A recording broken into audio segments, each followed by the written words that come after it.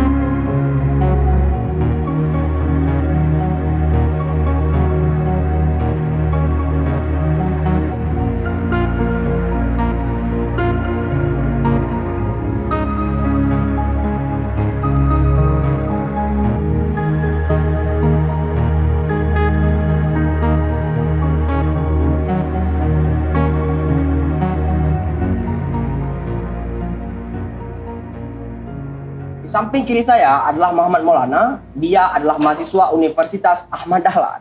Di samping kanan saya adalah Muhammad Henry, dia adalah mahasiswa Institut Seni Indonesia Yogyakarta. Kami adalah penghuni asrama mahasiswa Aceh Sabena Yogyakarta. Hari ini tepat pada tanggal 10 Februari 2023, kami akan bercerita tentang kejanggalan-kejanggalan, keanehan-keanehan, kelucuan-kelucuan, peristiwa-peristiwa, cerita di balik pembangunan asrama kami. Ada banyak hal yang ingin kami ceritakan tentang renovasi asrama Sabena dan juga asrama-asrama Aceh yang ada di Yogyakarta. Sekilas memang bangunan yang kita duduki ini terlihat megah, tapi ada banyak kejanggalan di balik itu. Cerita ini berangkat dari sebuah peristiwa. Pagi itu, 1 September 2022, terjadi kegaduhan dan keributan antara kontraktor dan Bang Nazar. Kami sering menyebutnya Bang Di. Beliau adalah mantan ketua asrama kami sebelum Abdul Karim alias Dodo. Ya, benar. Pada suatu pagi itu, saya mendengar kegaduhan dari tengah-tengah asrama hingga ke dalam kamar. Jadi, pada saat itu, warga asrama Sabena berbondong-bondong menuju ke pusat sumber suara. Benar. Berikut adalah rekaman yang sempat saya rekam saat kejadian tersebut. Pak, yang kedua, mantan ketua asrama aja mau Pak.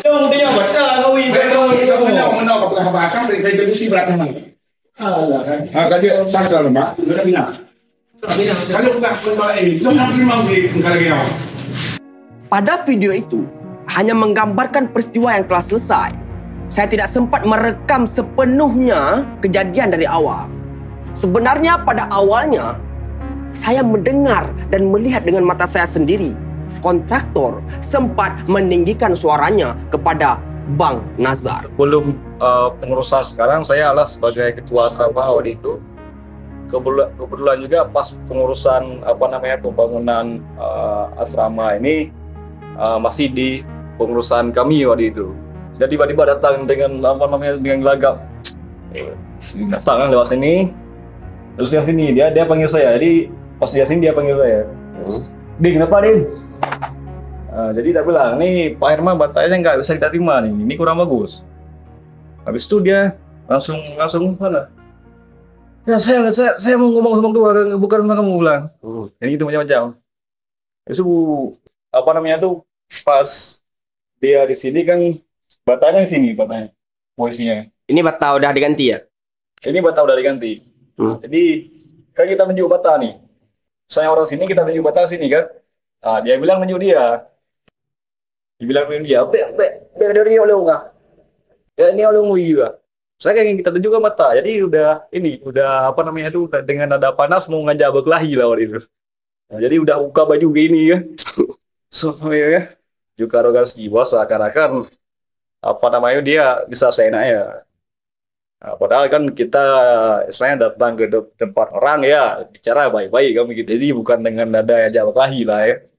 Bukan dengan arogansi juga. Kemudian, pengakuan dari Abdul Karim, ketua asrama kami saat ini, kontraktor meninggikan suaranya kepada Bang Nazar karena alasan menunjuk beliau dengan tangan kiri. Padahal, nyatanya tidak. Dan berikut video konfirmasi kami kepada Abdul Karim. Jadi tadi pagi, karena kemarin masuk bata yang nggak masak mungkin, bata yang nggak masak, bukan mungkin, memang nggak masak batanya. Kualitasnya kurang. Kurang. Jadi kayak kemarin menyebabkan retak bata nggak masak, terus juga ada ikatan bata yang mereng, terus ketebalan antara beton dengan batanya itu lebih tebal beton daripada bata. Bahkan bata-bata yang patah banyak yang dipasang, dan itu kita tadi meminta itu untuk diganti. Bata-bata yang kecil-kecil yang patah-patahan yang dipasang di beton itu kita minta ganti dengan bata yang baru, dipasang bata yang baru. Jadi tadi pagi Pak Herman datang. Dia datang pas Bang Nazar lagi di belakang mau mandi. Saya juga keluar karena lihat dari jendela Pak Herman datang. Pak Herman langsung nyamperin Bang Nazar. Dia langsung nanya, apa yang nggak pas? Tanya sama Pak Herman. Bang Nazar tunjuk itu Pak, bata kami anak sama nggak terima. Karena bata itu kurang nggak masak. Jadi takutnya nanti kayak bangunan lama yang retak. Itu nggak bisa dipakai. Kalau bisa itu dikeluarin, masuk bata baru yang lumayan bagus. Dibilang sama Bang Din. Pak Herman merasa mungkin dia sendiri merasa diintimidasi ya, kurang lebih seperti itu. Langsung emosi. Kamu jangan nunjuk-nunjuk aku sebelah kiri. Bang Nazar sebenarnya dia tunjuk bata, bukan nunjuk Pak Herman. Nunjuk bata. Posisinya di mana waktu itu lo? Pas di sebelah gerobak sorong. Berarti posisi lagi lu posisi banding bata hanaget. Ya kan? Bata hanaget. Masa nak tunjuk bata? Itu tak mungkin. Nah, ya kan? Kan lucuan. Masa bengih tu benar. Hanaget. Ya betul. Sebab kibar lah. Sebab kan menjadi pegawai ketua asrama banding lebih senior. Lebih ada masalah seluk-beluk. Ya. Seharusnya agaknya harus menghargai sesepuh. Si asisten tengoknya bata apa dah tu? Hanya masak. Nah bata yang baru yang bukan lembek lagi, memang bata nggak masak. Masih tanah. Kontraktor langsung tersinggung dan meluapkan emosi kepada Bang Nazar. Hal ini menandakan bahwa kontraktor mengabaikan saran dari penghuni yang notabene sebagai orang yang tinggal di dalam bangunan yang beliau renovasi. Dan sudah lihat kan kualitas batu-batanya gimana? Batu bata ini juga dipakai pada pembangunan tahap pertama yang akhirnya membuat kami untuk mengecek web LPSA Aceh bagaimana pembagian anggaran dalam paket pembangunan itu. Apakah semurah itu sehingga kualitas bangunan asrama yang dibangun jauh dari kata bagus dan aman. Nah, Kita bisa melihat anggaran pembangunan tahap pertama dari web LPSA Aceh ini. Ini dia paket peningkatan bangunan asrama Sabina dan lanjutan asrama Meligo Iskandar Muda. Ini tanggal pembuatannya, ini HPS-nya, ini pesertanya, dan ini pemenang lelangnya, yaitu atas nama CV Aspa Pratama. Jumlah pagunya segini, sementara jumlah yang ditawarkan oleh pemenang itu segini.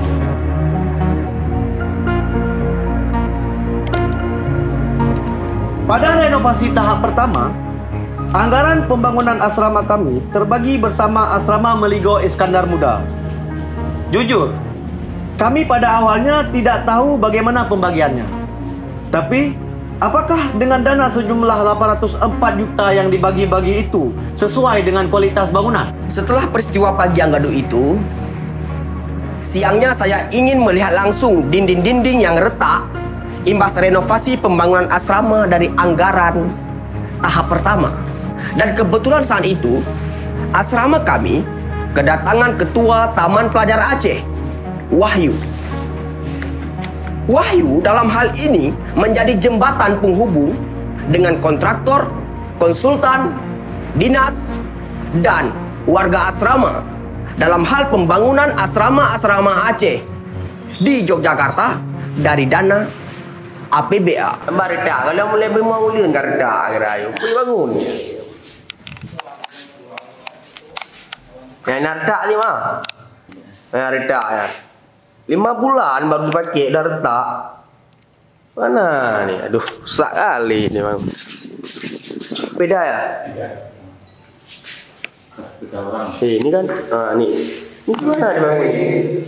Ni retak ni. Ni retak ni kan? Ni kalau gempa ni gimana? Kalau bata itu pakai pasti nggak bagus pak kan? Kenapa? Bata itu tuh. Itu sebenarnya bisa. Terus? Kalau misalnya mau nyari yang lebih bagus, mungkin ada nanti bosnya nyari gitu. Iya, maksudnya pecah itu bukan dari tukangnya, ya, tapi bisa dari tanahnya, bisa dari pasirnya, gitu loh. Dari pasirnya, pasir yang datangnya kemarin kurang bagus, gitu loh. Nggak dicek tapi sama kontraktornya. Nggak tahu. Oh, bukan bapak ya dulu ya? Karena dulu itu pak kan asramanya itu kawan-kawan asrama kami di Aceh pandemi waktu tahap pertama. Nah ini tadi pagi lucu tadi pagi. Kan yang tadi bicara itu mantan ketua asrama tuh sebelum si Dodo ini, dia mantan ketua asrama yang paham lah tentang seluk beluk asrama. Ditanya itu pak. Yang pasti itu ya? Itu pak nggak bagus tuh, ini itu tiba-tiba udah marah-marah. Kami nggak tahu kenapa marah-marahnya. Ini masalahnya gini pak, ini kan jangka panjang. Ketika nanti kami ini udah selesai, ini kami paling lama kali 2 tahun lagi pak selesai kuliah. Nanti adik-adik Itang, setelah kami nggak tahu apa-apa dan nggak tahu apa-apa, tiba-tiba gempa nih. Kasihan yang belakangnya. Tadi malam teman-teman foto gitu bang, ini tekstur batanya ini udah nggak bagus nih kayaknya kan. Nggak, saya telepon kontraktornya suruh ke sini buat cek. Wah, kata dia nggak bagus juga gitu kan. Sempat tadi entah apa cekcoknya. Akhirnya udah pastikan ternyata ini mungkin bangunan pakai jangka panjang. Ya, baik sampai roboh meninggal dia orang. Lagi berapa no? Meninggal. Itu saudara dia. Adik kah tinggal di asramanya Nali dia. Ya. Iwan? Ambu. Hana ser saja apa ya? Wadai bengah pun no. Mangka model-model keris-keris tu. Mau dalam. Di dalam ini ya. Dari tebit mandu. Kamu suji ka ngebacot di. Weh kakak Polda, baju Kapolda. Apa mampu le. Lah harap apa mahasiswa. Yang mana ya? Tak, yang barda. Yang ini di ruang pustaka, mini pustaka Gerakan Surabaya. Saat kejadian cekcok dengan kontraktor, menurut Bang Nazar, katanya beliau sempat akan diancam dilaporkan ke Polda oleh kontraktor. Kami bingung, apa salah Bang Nazar? Padahal dia hanya bertanya dan memberi saran kepada kontraktor bahwa kualitas batu batanya masih kurang. Tidak lama dari kejadian itu, asrama kami dikunjungi oleh 2 oknum anggota TNI. Kami punya buktinya. Dan kami ditambah bingung lagi. Atas silaturahim apa para oknum ini datang ke tempat kami? Ya, benar Mo. Aku ingat itu. Saat itu, aku sedang kuliah di kampus. Tiba-tiba aku dapat pesan dari teman asrama kita, Mo. Namanya Said Farabi. Dia mengirimkan sebuah video pendek berdurasi 2 sekon. Karena sebelumnya kami telah menghimbau kepada kawan-kawan ketika ada kejanggalan atau keanehan pada masa pembangunan tahap kedua ini, tolong divideokan atau minimal difoto. Nah, ini buktinya, Mo. Ini buktinya. Karena videonya tidak jelas, jadi saya screenshot pesan WA saya bersama si Al-Farabi, Said Farabi. Perhatikan lingkaran merah ini. Berbaju loreng, bukan? Anda bisa lihat sendiri. Mungkin saking takutnya kawan kita ini, dia hanya mampu memutar selama 2 sekon. Ya. Kalau dia sempat dia rekam sampai 3 sekon, itu udah beda kan? Ya, benar. Di pesan WA tadi, terlihat dia takut merekam dengan durasi lama. Karena oknum tentara itu katanya melotot kepada dirinya. Maksudnya melihat seperti mengintimidasi. Katanya seperti itu. Kemudian, anehnya lagi, aku teringat sekarang. Jadi, karena komunikasi antara kontraktor dan warga asrama Sabena mulai tidak lancar. Saat itu, karena kedatangan oknum tadi, akhirnya salah satu dari oknum tentara tadi tiba-tiba menghubungi Dodo. Berikut rekamannya. Pak Herman kalau berhasil dari awal sehingga punya pembangunan tahap 2 lanjut dari Pak Herman nyawa Rod yang itu tak boleh ikut leh, yang ikut menang aku menang yang ikut baru awak Rod pindah ikut baru dapat gak yang ikut Pak Herman Rod yang bergalai ambang Nyo bahalu pegang dengan Pak Herman ada pun. tapi sabar pertanyaan lu Bang dengan Bang Reza sebagai punya sedangkan kamu yang urusan dengan Pak Herman harus di Yang Pak Herman Pak Herman mempak saja keluarga. Jadi Pak Herman ke lagi dulu Paknya mesti biu begah lah bawa tu karena Pak Herman kong kan dayang Jadi maksudnya hana kong si keluarga saudara. Yang ke lagi lu nunjuk jalan tengah mata maksudnya ke dari Pak Herman dari Pak Raja Bina. Bina lah lu sampaikan lah. Ya. Angka tu lu ko komunikasikan dengan lu bang. Jadi so bang le. Dendra. Nyambai Dendra. Bunuh na Dendra sih jak dua tu. Nganti yang pegah keluarga menolongan. Lu tanya. Kok kamu baking lagi masuk rumah kaji ku tanya sebagai pewaknya ini. Dan pihaknya sedangkan dia berurusan dengan Pak Herman. Kuda pemerintah kok bawa aparat kan. Bawa tentara. Tanya tidak habar dari Pak Herman dari awal kibai lagi di awal orang lebih ikut baru pindah ikut baru dapat rumah itu lagi kan. Target yang ana tu kan salah di bukan salah tanya. Kok tanya yang di intervensi malah royo. Artinya rencana awal dia pindah ikut kali ikut awal. Rencana awal. Yang boleh madu boleh sebelah. Dari dari awal pembangunan pun. Lu kayak lembur nak kayak lembur. Kayak kerja malam no kerami ke kan. Jadi kerami ada yang bak lantai ke begai Parman yang kan kualihkan ke DU plaster likut loh. Hana sisi dari kamu dong. Memang tentra likut dua drawan ke pun yang kenya. Dah likut masih. Kenya yang lu tanya. Ke masalah ji ijak tentra yang keluarga ji pakai baju loreng untuk duk likut ke apa. Apa yang pada takut tanya. Apa yang pada takut apa kan. Dan ada jual siapa kan. Dan apa masalah ji. Ke ya apa ya je kopi kena. Apa ya pakai baju ni dari kan. Apa dinah je kah pindah tempat. Tu tugas awak yang pergi abdi negara ke abdi Pak Herman kan. Kadangnya mahasiswa kan mempertanyakan kebenaran-kebenaran. Wah, yang tahap pun lagi habar baru dah kalian aduh. Hai lagi tahap pertama. Kau bayangkan tahap pertama atar-atarnya. Mihane pertanyakan lek banding dan awal ya. Tanya no kibang bakar atar mihane beker dah. Pakai hana beker abang Pak Herman tu Haji Pak Herman. Pakai hana bukan Pak Herman yang beker abang dong. Menoi cek dong lagi. Buat lu lagi. Kau menambang buat lu. Lu bawa beker abang langsung dengan Pak Herman buat lu. Melalui pelantara roh. Padahal dia hubungan dia selalu dengan Pak Herman. Toh mengtaduri hana kan. Ya, tiba-tiba telepon kah? Tiba-tiba telepon ya. Pegah you pinahnya je segala macam. Ya. Ya ke masalah pindah ngana pindah. Berjelas mentang kan. Duduk permasalahannya menjelas dia dah pindah kan. Tak ngopi ke apa ke secara adat lagi di Aceh. Seduk ngopi lenyo lagi orang kejadian jadi gabar ke kan budaya dia kan. Menye lagi kan model depon melikat kan kahana mangan kesannya kahana ke. Tapi menyokok lagi anak dari tur nanti drama lah. SOP nama abangnya. Bangnya cuma jual sarapan kalau apa ada mau biji di tendera bawa. Hamba emang bener deposit menanti juga. Tapi dari bayar mah bo. Jadinya mau bawa nambah. Kah beda lah. Ya dari bangnya malah orang tuh cerita mau timon kap dua bangnya anak tanah tu. Ke masuk lun.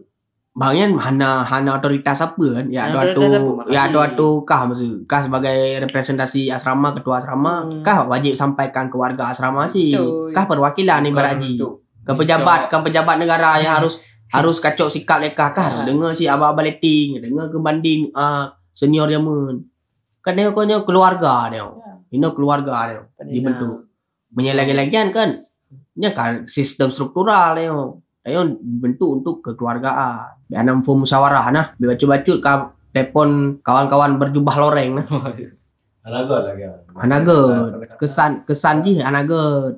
Hai walaupun ged hai tak terima. Berarti masalahnya kayak bawa ranah keluarga aja bukan ranah keluarga lagi. Urusannya keluarganya. Kok bawa keluarga dan ada yang mau sang pemerintah kok. Pemerintah penyelenggara pegang. Ya, ayo kan di kerjasama aja dengan koordinasi dengan pemerintah. Pemerintah koordinator seharusnya tanya secara koordinasi di lingkarannya mentang ben. Bawa keluarga kan. Maksudnya kan hanaga sih nya lagi kan. Nyambandu. Tapi ada ngomong. Tapi mengenai cara-cara pendekatan ni beda juga lah. Mufum pendekatan kebudayaan ni giban. Tradisi ada je pegah giba bega dah. Ada yang bukan melawan. Maksudnya ketika anda betul kan harus pertanyakan lah. Bukan serta-merta dia tak lawan you lawan kenya. Maksudnya tak tanya oh nyo kok meno pak. Tak ada yang kan. Ada yang tajak kuliah diajarkan untuk kritis. Untuk bertanya, ada apa ni? Ada masalah apa? Kan dipertanyakan.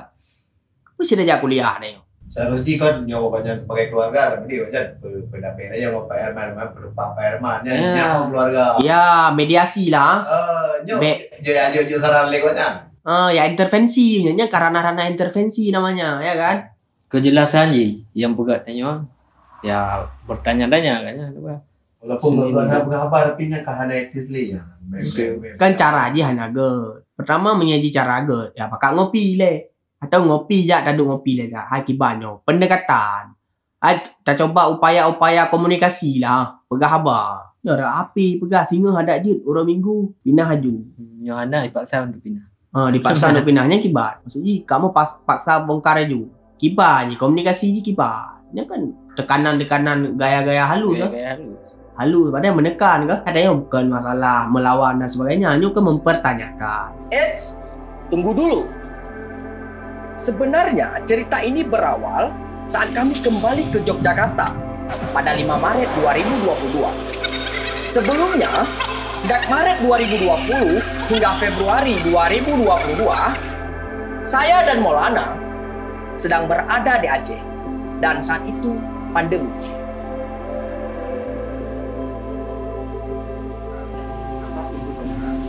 Kan aku bilang dulu tuh bosnya, ini rusak bukan karena memang nggak layak pakai, tapi karena imbas dari pembangunan. Keramik bak mandi sudah nggak cukup lagi.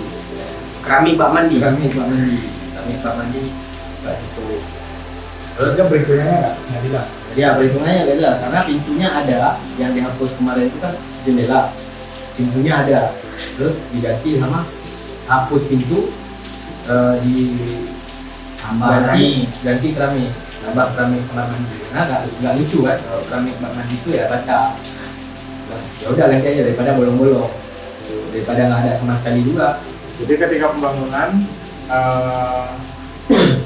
ya udah hampir kita mau pindah, ketika kita bongkar pintu itu lepas. Berarti kan kita ini nggak pernah pakai pintu itu untuk akses kita keluar masuk karena kita kunci.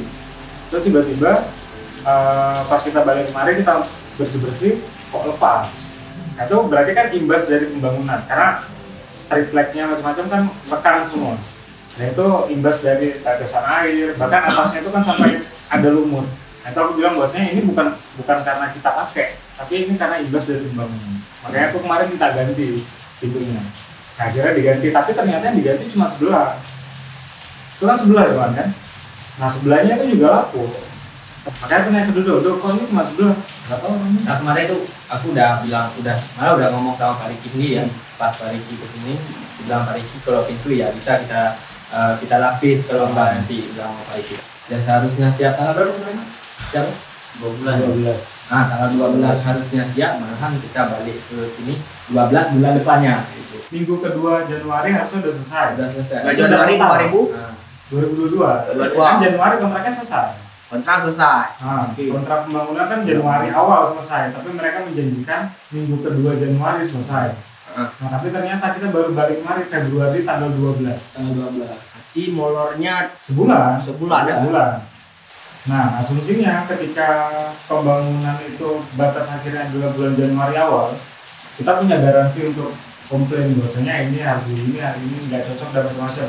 Kita punya garansi 3 bulan. Tapi ternyata 3 bulan itu terhitung dari bulan Januari. Nah, Januari kan berarti asumsinya adalah akhir Maret besok udah selesai masa garansi. Jadi ketua asrama harus datang untuk ngecek ya barang-barang lah, lihat asrama gimana udah susah belum, kalau misalnya belum jangan tanda tangan. Aku udah minta kayak gitu kemarin. Kita nggak usah mikir pengadaan tahun ini, yang ini dulu kita belum selesai. Jangan langsung pengadaan selanjutnya, tapi yang ini dulu kita selesaikan. Itu udah kayak gitu dong, harusnya kayak gitu dong. Kayak misal ya kamar mandi kemarin, keramiknya nggak cukup dari mereka, terus malah disuruh buat surat untuk kita bahwasanya mengakui kita meminta bahwasanya kita menggantikan pintu dengan keramik. Saat bangunan seperti ini kan paling enggak harus ada semacam apa ya, kayak ini sampah material bakal dibuang kemana, yang ini sampah material mengganggu, maksudnya mengganggu hancur apa namanya, debu, pasir, kayu-kayu lapuk dan macam-macam, ini kan mengganggu sebenarnya. Nah ini bakal gimana kan? Waktu itu kan udah mulai tumbuh-tumbuhan material, sampah material ya. Nah, waktu pas di kontrakan kemarin, kenapa aku merasa ini udah semakin janggal? Aku nggak mau ini jadi kayak yang sana ngomong di belakang, sana ngomong di belakang. Ya, ini yang aku pas ya. di kontrakan kemarin aku bilang bahwasanya ini ada yang nggak beres. Jadi kalau semua harus tahu. Bukan bercanda tuh. Bukan. Itu kan aku bilang bahwasanya ini ada yang nggak beres, makanya aku minta ketemu aku. Karena kita sepakat bahwasanya uang kontrakan itu dilimpahkan seluruhnya untuk asrama Sabena dan Raki. Ada beberapa tadi indikasinya, ya kan? Kontrakan telah dibayar. Habis itu kita waktu untuk pindah katanya selesai jam segini waktunya, tapi undur. Itu banyak kan, kejanggalannya banyak. Sedangkan anggarannya ada. Kami tidak menjustifikasi, tapi kan dari cerita-cerita kita bisa merangkai sendiri bahwa ada kejanggalan sama si yang di ini. Karena kalau aku secara personal, terus terang, aku secara personal. Jadi ketika ini pembangunan asrama yang harusnya, ya aku penghuni asrama, aku perlu tahu. Tapi ternyata respon dia kayak gitu, dan itu menurutku udah nggak tepat. Mereka cuma ya peduli, tapi ya nggak peduli banget. Penting udah ada pendiriannya, udah jadi daerah ya kan, udah kebangun asrama. Urusan bagaimana kemudian problematika yang terjadi itu kan mereka nggak ngurusin. Dia juga mengakui bahwasanya banyak kejanggalan dan penyelewengan. Jadi yang sampai ini kita punya pengalaman jelek nih, ya, dan itu bakal kejadian lagi. Ternyata sama, karena itu tadi ada hal yang memang nggak sesuai. Nah, akhirnya kita kan tanya, ternyata nggak ada. Berarti kan jelek omongan apa yang dia sampaikan, dia berarti nggak benar. Kita nggak nyalahin nih, Pak. Kita mencari kebenaran aja. Kebenaran atas ini apa yang terjadi dengan rumah kita. Itu aja sebenarnya simpel itu. Misalkan nih kita lagi, ini asrama kita udah jadi kayak gini nih, dulu ada kenangan-kenangan nostalgia kita seperti ini. Tiba-tiba udah kayak gini. Sekarang kebetulan ketua asramanya Dodo gini ada kejanggalan nih, kenapa nih asrama gini dulu.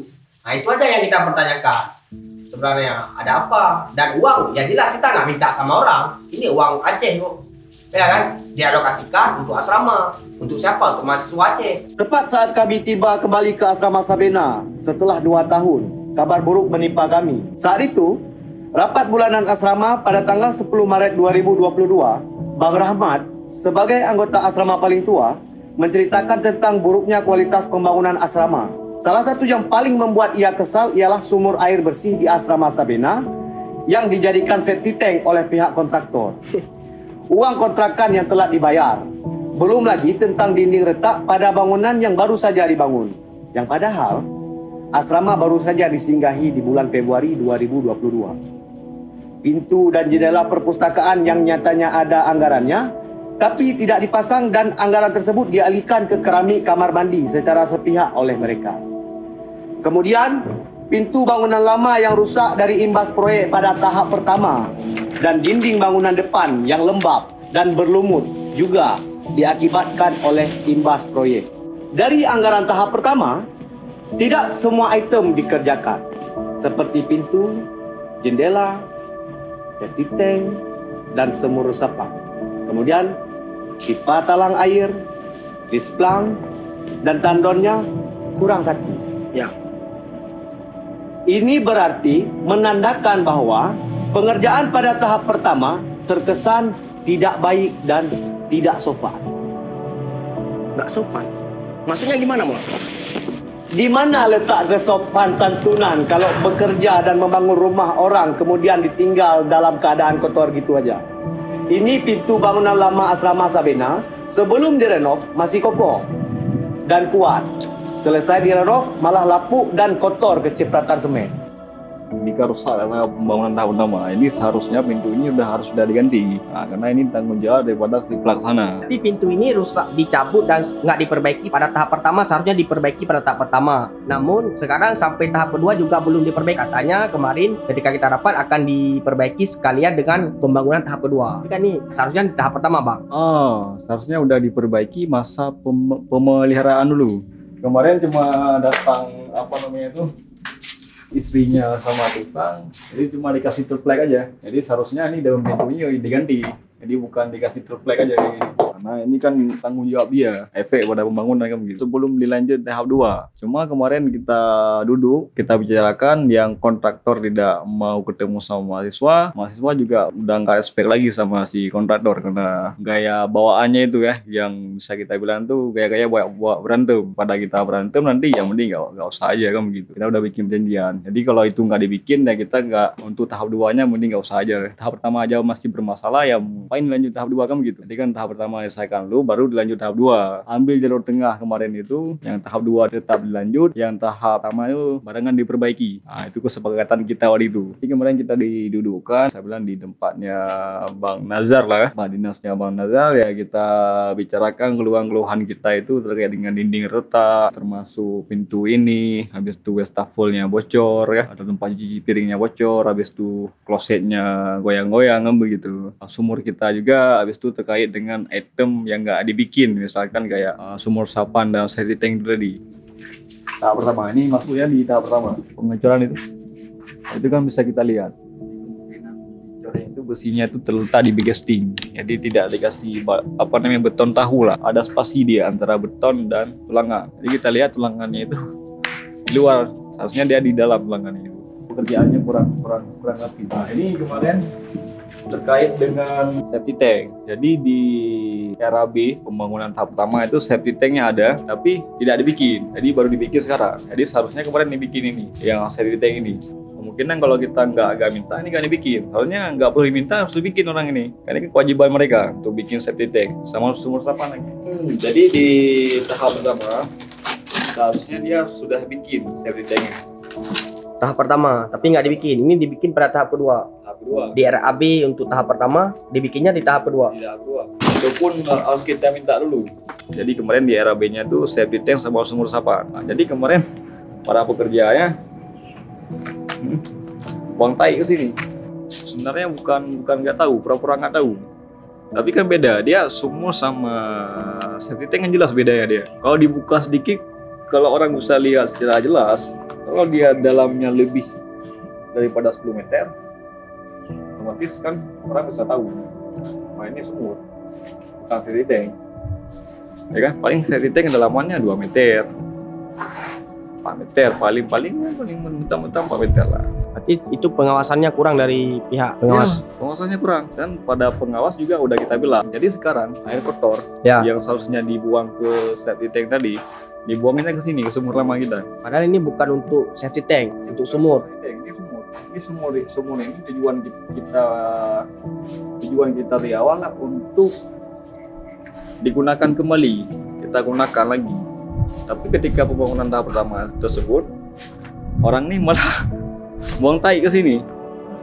Jadi ini sekalian dibikin katanya. Jadi kemarin kita komplain karena ini masih tanggung jawab si kontraktor pelaksana, karena dia masih masuk masa pemeliharaan. Jadi kemarin kan kontrak kerjanya dari bulan 9 sampai bulan 12, tapi realitasnya si kontraktor pelaksana ini tidak bisa menyelesaikan di bulan 12.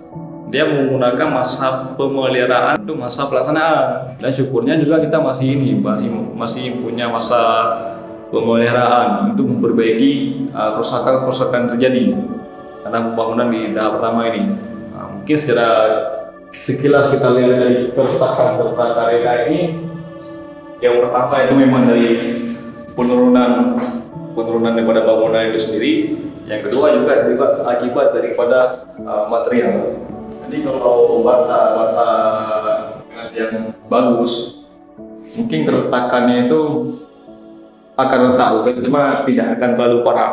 Ketika bangunan ini kita duduki, kawan-kawan asrama kan ada yang karena pandemi, ada yang di Aceh, nggak di sini ada. Di sini ya sebagian kecil lah. Katanya dari kawan-kawan yang waktu itu tahap pertama di Jogja, sebelum diduduki aja sudah retak. Nah itu gimana tuh Bandi? Berarti kan kualitasnya memang kurang. Betul, ini kan kebetulan pas saya nyampe ke Jogja, kebetulan anak asrama juga udah tinggal di asrama. Jadi saya lihat sendiri keretakannya itu mulai dari kamar 1 sampai ke perpustakaan. Semua bangunan retak semua. Cuma kalau kita lihat ini bisa kita bilang turunnya itu tidak seragam. Mungkin turunnya itu berat sebelah, makanya banyak dindingnya retak. Nah, itu ya yang kita lihat secara umumnya. Habis itu kita masuk kualitas materialnya juga. Kalau materialnya bagus yang digunakan, kemungkinan keretakannya tidak akan separah ini. Jadi di hari pertama saya lihat itu keretakannya tidak terlalu parah, tapi hari ke hari itu sampai retaknya sampai ke bawah. Masalahnya baru dibangun dan kita belum mendudukinya, belum tinggal. Tiba-tiba sudah seperti itu. Beda halnya kita udah tinggal setahun, 2 tahun, atau berapa bulan. Ini belum kita duduki aja, belum kita tinggali, tapi sudah seperti itu Bandin. Betul. Ini kan bangunannya baru kita gunakan, belum serah terima juga, tapi baunya udah retak kan? Ya. Ada yang aneh. Apakah anggaran tidak cukup, atau memang pengerjaannya di lapangan tidak bagus, atau memang kinerja, atau ada penyelewengan. Nah itu kita kan duga-duga, kita tidak bisa karena kan kita nggak ada bukti, tapi kan kita bisa melihat langsung dari di lapangan bangunan yang dibangun seperti itu. Kan kita hanya bisa menduga-duga, oh ini kenapa ya? Kenapa? Berarti ada kejanggalan-kejanggalan. Apakah dari perencananya, pelaksananya, dan pengawasnya dan sebagainya, atau tukang bangunannya? Nah itu macam-macam faktornya Bang Din. Ini persoalannya di struktur bawah. Jadi kayak pondasinya, kedalaman pondasi waktu itu dia galinya berapa meter? Kan begitu. Jadi galinya berapa meter? Karena pengaruh sekali bangunan baru itu letak pondasinya itu dia letaknya di mana? Apakah dia letaknya di tanah keras? Tapi kan seharusnya apa Bang? Yang kita sudah diskusi juga di belakang itu di rapat, bahwa seharusnya ketika ada keretakan yang ada kejanggalan-kejanggalan seperti retak ini seharusnya dikerjakan pada tahap pertama, anggaran tahap pertama, ya enggak? Ini kan udah masuk anggaran tahap kedua, pembangunan yang tahap kedua, baru dikerjakan. Nah seharusnya kan di tahap pertama, ya enggak sih? Itu bisa ceritain nggak Pak? Seharusnya kemarin perbaiki dulu, karena pas kita komplain kan sebelum turun pembangunan tahap 2, dan itu pun sudah disampaikan pada dinas-dinas terkait dengan persoalan dinding ini itu macam-macam ya kan, itu sudah disampaikan. Cuma realitasnya terus kita komplain lagi kepada kontraktor, kebetulan juga dia menang juga di tahap kedua, baru diperbaiki. Karena pada dasarnya nggak perlu kita suruh, itu kewajiban dia sebagai pelaksana. Karena masih masa garansi atau masa pemeliharaan itu sekitar 6 bulan dan kita belum habis masa pemeliharaan dan itu kewajiban dia. Misalkan ini dindingnya kalah, dia harus dihancurin, dia bikin baru. Nah, itu tanggung jawab dia sebagai pelaksana. Mungkin kalau dia tidak menang di tahap 2, mungkin ini tidak dibangun karena ini kemarin kita komplain kalau bangunan ini tidak diperbaiki. Yang tahap 2 itu kita nggak kasih izin bekerja, kita nggak kasih izin. Sebenarnya tanpa disuruh secara prosedur itu mesti tanggung jawab dia. Cuma ini harus kita bikin perjanjian tertulis dulu baru mau diperbaiki lah. Seperti kayak safety tank tadi yang seharusnya dibikin di tahap pertama baru dibikin sekarang. Itu kita komplain dulu, kita cek dulu semua baru dibikin. Seharusnya kan tanpa kita cek, tanpa kita suruh kan harus dibikin.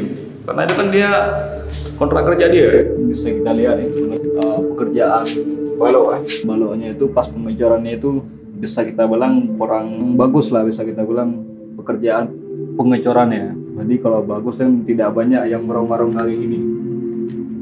Merongga-rongga ini kan perlu dewasi sebenarnya. Jadi biar tidak banyak merongga, jadi biar kekuatan daripada balok itu maksimal. Jadi kalau banyak merongga-rongga gini kekuatannya itu berkurang. Cuma kemarin ini kan masih tahap pertama, kecuali yang plasterannya. Jadi kemarin di sini itu bisa kita lihat dindingnya itu banyak menggunakan bata-bata yang bata-bata yang tidak utuh. Ya, ada direkam nanti kita tampilkan. Ada direkam ya? Sebelum diplaster ini kan kita rekamnya hari ini sudah diplaster. Yeah. Waktu kita mau dibicarakan sama Bang Din, tapi waktu sebelum Bang Din mau bicara hari ini udah kita rekam. Sekilas bisa kita lihat kualitas pekerjaannya itu kan tidak bagus. Mulai dari kualitas pekerjaan tidak bagus, habis itu pengawasannya juga tidak maksimal. Nah, kok bisa tukang ngikat bata itu bengkok-bengkok begitu. Tadi tidak dipakai benang, jadi dia luruskan begitu. Jadi kemarin kelihatan sekali ini, itu bata di atas itu banyak sekali yang tidak utuh. Yang kedua pastinya itu tebal-tebal. Ketiga itu pengawasannya. Ini saya tidak tahu juga dipakai angkor atau tidak, tapi menurut keterangan daripada tukang tidak ada pakai angkor. Jadi seharusnya antara dinding dan kolom ini dia setiap bata 6 bata diikat dikasih angkor, 6 bata lagi dikasih angkor. Nah, jadi dinding sama kolom dia bisa menyatu. Kalau ini dindingnya sendiri, kolomnya sendiri. Jadi kan cuma di ini aja, dikasih semen aja. Nah, itu terkait dengan ini balok atau rim balok. Kita bilang rim balok. Itu kan kelihatan pengecorannya kan tidak bagus pengecorannya. Itu masih kelihatan ini besi-besinya. Rata-rata di sling betulnya itu kelihatan tipis, kelihatan. Jadi kalau dia jarak 3 atau 4 cm pasti nggak kelihatan gitu. Mungkin digunakan sekitaran 2 cm atau 1 cm. Hampir semua kelihatan lengannya. Seharusnya dia tidak boleh kelihatan ya, karena besi kan di dalam balok sendiri, bukan di luar, ada jarak. Jadi misalkan ini tulangannya, nanti di sini baru betonnya, jadi dia letaknya di dalam. Jadi kemarin ini kan plasterannya kan ditebalin. Karena kenapa ditebalin? Yang pertama untuk ini biar dindingnya lurus. Jadi kalau nggak ditebalin kelihatan dia dindingnya nggak lurus. Besar dia, berarti hanya dia sih bang. Seharusnya di dalam betul, bukan di luar betul. Bukan di luar betul. Dia betul apa? Ini kan tidak sesuai dengan gambar. Karena katanya apa-apa bicara gambar kontraktor kan. Apakah haji untuk jaga panjang memang nama haji. Maksud strukturnya fatal dah. Ini fatal ya. Strukturnya fatal. Pakai struktur.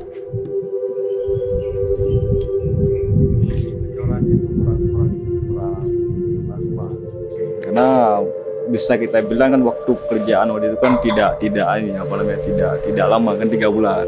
Otomatis ya kalau mengejar waktu ya kurang lebih ya beginilah kejadiannya. Kejar target. Ya, ngejar target. Pokoknya jadi gitu. Pokoknya jadi. Perkara kualitas nggak perlu di dia. Kualitas nomor sekian. Yang penting jadi aja lu. Ayo. Nah, Dor, sambungannya tuh gimana Bung Dos? Ini begini Pak. Ya, mungkin sekilas kita lihat ring balok atau balok di lantai 2 ini bisa kita bilang pengerjaannya itu tidak maksimal, masih banyak kelihatan nih berongga di baloknya, itu banyak yang berongga, kelihatan tulangan-tulangannya itu. Tapi ini bata bukan bata yang kemarin lagi Pak, yang waktu itu udah diganti Pak ya? Karena kan kemarin dipertanyakan baru diganti Pak kan? Kalau kemarin tuh rusak lagi Pak, gak retak lagi itu Pak. Panjangnya kan juga beda. Kalau ini secara sekilas kita lihat bentuknya seragam Pak kan? Seragam, lebarnya seragam kan? Jadi pas pasangnya juga kan bisa seragam ini kan? Tapi ini bagus, agak bagus Pak, daripada yang kemarin itu loh Pak, yang di sini Pak. Kalau ini jadi kalau bata sekarang itu kita lihat secara bentuknya itu standar. Tapi yang kemarin dipasang di sini bukan bata ini loh Pak. Bukan. Iya kan yang waktu itu. Yang ini kan? Nah yang ini kan bukan bata ini nih. Bukan. Nah kan? Ini bata yang tahap pertama kan? Ya. Beda nih kan?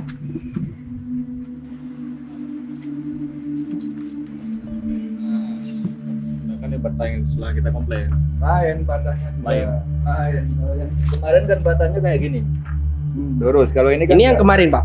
Ini yang kemarin. Kalau ini yang sekarang kan lain batahnya juga.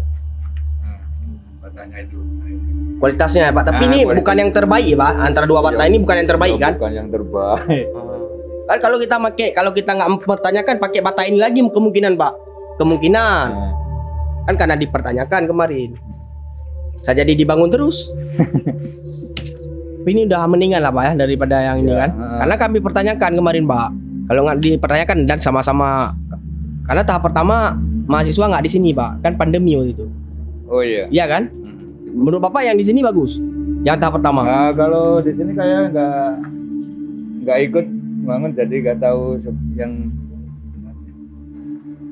ini mungkin waktu gali tanahnya kurang ke dalam apa gimana nggak tahu. Ini bisa kita lihat kontrasnya bata lama. Ini kan bata baru. Ini kan bata yang lama digunakan dulu. Cara bentuknya tuh.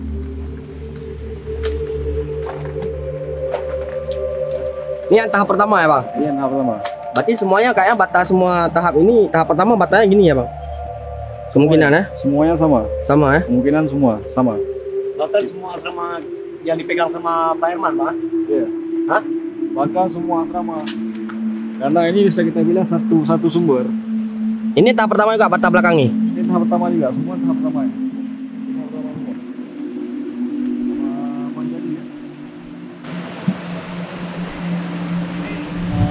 Sekilas kita lihat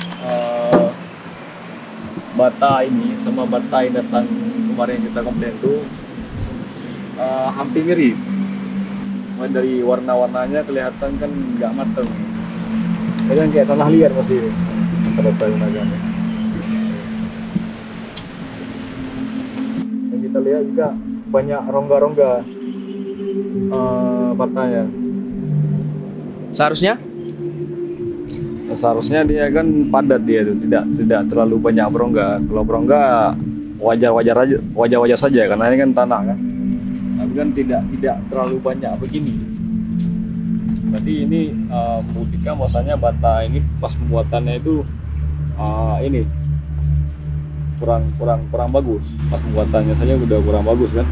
Dari bentuknya nggak seragam. Jadi bisa kita bilang bata yang gunakan tahap pertama ini bisa kita bilang bata itu di bawah standar. Apalagi proyek-proyek pemerintah kayak gini kan. Makanya pantesan dinding kita di bawah itu banyak yang retak-retak. Itu salah satunya penyebabnya daripada penurunan daripada bangunan itu sendiri. Yang kedua itu dari material yang digunakan. Kan bisa kita lihat sendiri material. Kalau yang tadi bisa kita bilang standar, kalau yang ini di bawah standar. Kelihatan sekali kontrasnya, mulai dari bentuknya itu seragam. Kalau ini kan tidak beraturan bentuk batanya saja, belum cara pemasangannya. Itu kelihatan. Jadi cara pemasangan aja itu kayak masih belajar, kan kelihatan tuh. Kayak masih belajar tuh. Siar-siarnya itu tidak beraturan lagi. Nah, kontraktornya mementingkan kualitas, jadi nggak kayak gini jadinya. Begitu juga pengawasannya, kalau betul diawasi, kalau betul kontraktor itu menjaga kualitasnya nggak inilah jadi pemasangan batanya. Mungkin mungkin yang paling banyak kejanggalan-kejanggalan itu ini di dinding ya. Kalau strukturnya banyak di ring baloknya itu bisa kita lihat banyak yang pas pengecorannya itu banyak yang masih kelihatan tulangan ya. Jadi kalau kita gunakan di bangunan sebenarnya bata-bata ini itu terlalu berisiko. Jadi kalau material yang di bawah standar kita gunakan ya secara otomatis itu pengaruh pada kualitas daripada bangunan itu sendiri. Maka untuk jangka panjang kalau bata seperti ini kemungkinan dindingnya itu akan cepat lapuk. Kalau untuk kita bikin tong sampah aja bisa mungkin bata ini, tapi untuk kita gunakan sekelas asrama mahasiswa lagi mungkin tidak bata-bata di bawah standar ini. Menurut penjelasan dari Bang Nazar, pada tahap kedua ini, perencanaan terkesan terburu-buru, sehingga terdapat beberapa item yang tidak sesuai dengan kondisi lapangan, dan ada item yang luput dalam perencanaannya. Terlebih lagi, gambar kerjanya tidak lengkap. Contoh seperti kanopi, hanya ada volume, ukuran, anggaran, tapi gambar detailnya tidak ada. Ini juga yang kerap menimbulkan komunikasi kami dengan kontraktor menjadi keruh. Untuk menjawab rasa penasaran, saya dan Maulana bersepakat untuk mencari tahu bagaimana cerita pembangunan asrama Aceh lainnya di Yogyakarta yang juga mendapat dana APBA untuk renovasi dan pembangunan. Di tengah kesibukan dan kegiatan perkuliahan, akhirnya Selasa 13 September 2022, kami bersepakat untuk datang ke asrama-asrama Aceh lainnya di Yogyakarta. Ini aku. Nama KTP-nya Fakhrul Razi. Dia ketua asrama Merapi 2 dan sedang menempuh pendidikan di ITD Adi Sucipto. Saat tiba di asrama Merapi 2, kami menanyakan perihal kualitas bangunan yang telah direnovasi pada tahap pertama. Sehubungan kontraktor Merapi dan Sabina pada renovasi tahap pertama adalah orang yang sama, meskipun nama CV-nya berbeda. Tahap 1 banyak kejanggalan yang terjadi seperti tidak bagusnya pekerjaan, keterlambatan dalam bekerja di melebihi jangka waktu yang ditentukan, yang seharusnya selesai bulan 12 selesainya di awal bulan 2, yang mengakibatkan kami tidak bisa kembali secepatnya asrama, dan ketika kami kembali banyak hal-hal yang belum disiapkan di tahap pertama. Kotor, masih banyak sampah-sampah bangunan, termasuk terakhir setelah berapa bulan kami tinggal masih disimpan di kamar-kamar di sampah-sampah bangunan, batu, beton dan sebagainya disimpan, ditutup dengan sampah-sampah plastik lainnya. Itu mengakibatkan kami harus bekerja keras yang seharusnya itu dikerjakan sama pemborong. Bicara soal sopan santun dalam kebersihan, tidak hanya dialami oleh warga Sabina. Rupanya warga asrama Merapi 2 mengalami kejadian yang serupa. Terlebih lagi, yang bertanggung jawab atas kebersihan dalam menjalankan proyek adalah kontraktor. Karena di dalam RAB ada anggaran pembersihan lokasi dan pembersihan akhir. Apakah semua itu sudah terlaksanakan dengan baik? Saya pikir yang tinggal di asrama ini manusia, bukan sapi. Ya kan? Itu baru dibersihkan ketika kami sudah menepati. Itu pun masih berapa kali mereka bersihkan. Itu pun tidak total. Sehingga kami pun tidak ingin lagi berdebat dengan pemborong. Sehingga kami mengatakan serah yang bisa kami bersihkan, kami bersihkan. Nah mereka saat itu pemborong saat selesai ini pemborong tidak ada di tempat. Setelah kita membaca RAB, kita membaca MC0 yang ditampakkan kepada kami terakhir, seharusnya itu cukup. Seperti ada item railing tangga. Tapi ada kesalahan antara kontraktor dan konsultan menurut penjelasan kontraktor, sehingga mereka tidak memasang railing karena mereka sudah membuat keramik lebih. Nah kan tidak ada dalam RAB. Nah, itu seperti railing, lampu-lampu tidak dipasang, ada berapa lampu dengan alasan tidak ada di RAB, sedangkan di MC0 ditampak kami baca dan sebagainya ada di dalamnya. Kemudian kami bertanya lagi, bagaimana konstruksi bangunan? Apakah ada keretakan seperti asrama kami? Pertama yang kami rasakanlah ketika kami mendapati banyak bangunan-bangunan retak. Malah di lantai 2 ketika musim hujan tidak bisa kasur-kasur basah akibat rembesan. Itu sudah berapa kali kami komplain tapi belum dilakukan sampai sekarang, belum dikerjakan. Sampai terakhir kami duduk lagi bersama pemborong tapi belum dilaksanakan. Malah ada yang dinding-dinding itu sampai retaknya pecah, sampai jatuh ketika kami tidur. Pecah? Nah, kita lihat di dalam. Ujung. Nah, retak. Paling beratnya di kamar. Pak, di mana? Mana retak? Juga di kamar. Dari kamar termasuk pintu nggak bisa ditutup. Nah, di kamar semua ini ada rembes. Ini kalau hujan, musim hujan semua rembesannya termasuk ini semua. Hitam-hitam. Padahal baru saya bilang selesai baru 7 bulan. Ini retak.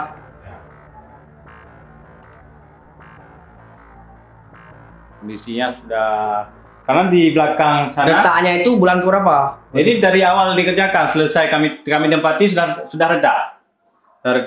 Karena tahu kenapa nih ada rembesan dan sebagainya. Ini karena di belakang saya tidak plaster, tidak dikasih semen lagi. Jadi air semua langsung tembus. Ini pintu kenapa? Pintu nggak bisa ditutup. Pintunya turun semua. Bisa ditutup harus diangkat. Kamar yang kedua sudah rembes, sudah dihitam juga semuanya. Ini kenapa nih rembes? Rembes juga karena nggak diplaster dari sebelah sana. Ini berarti rembesan air hujan? Rembesan semua air hujan. Kalau udah masuk musim hujan, bahkan kasur nggak boleh menempel ke dinding. Ini retak ya? Itu sebelum diduduki sudah retak? Sebelum diduduki sudah mulai retak, tapi saat sudah kami dapati semakin bertambah.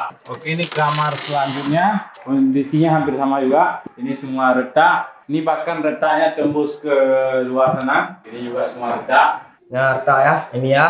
Ini retak. Nih. Terus ini retak. Nih, oke. Ini tidak terlalu rembes ini, tidak di kamar ini, tapi kamar yang lain lebih berat. Untuk pintu tetap sama, kuncinya tetap tidak bisa dikunci. Perlu usaha untuk diangkat. Sampai sekarang belum diperbaiki. Semua sampai ke atas. Kita lihat retaknya panjang. Ini retaknya kecil tapi panjang. Mengikuti semua garis dari kolom ini, dari tiang ini semua mengikuti. Kita lihat ini kalau di pinggir ini rata semua sampai ke atas, link ini juga.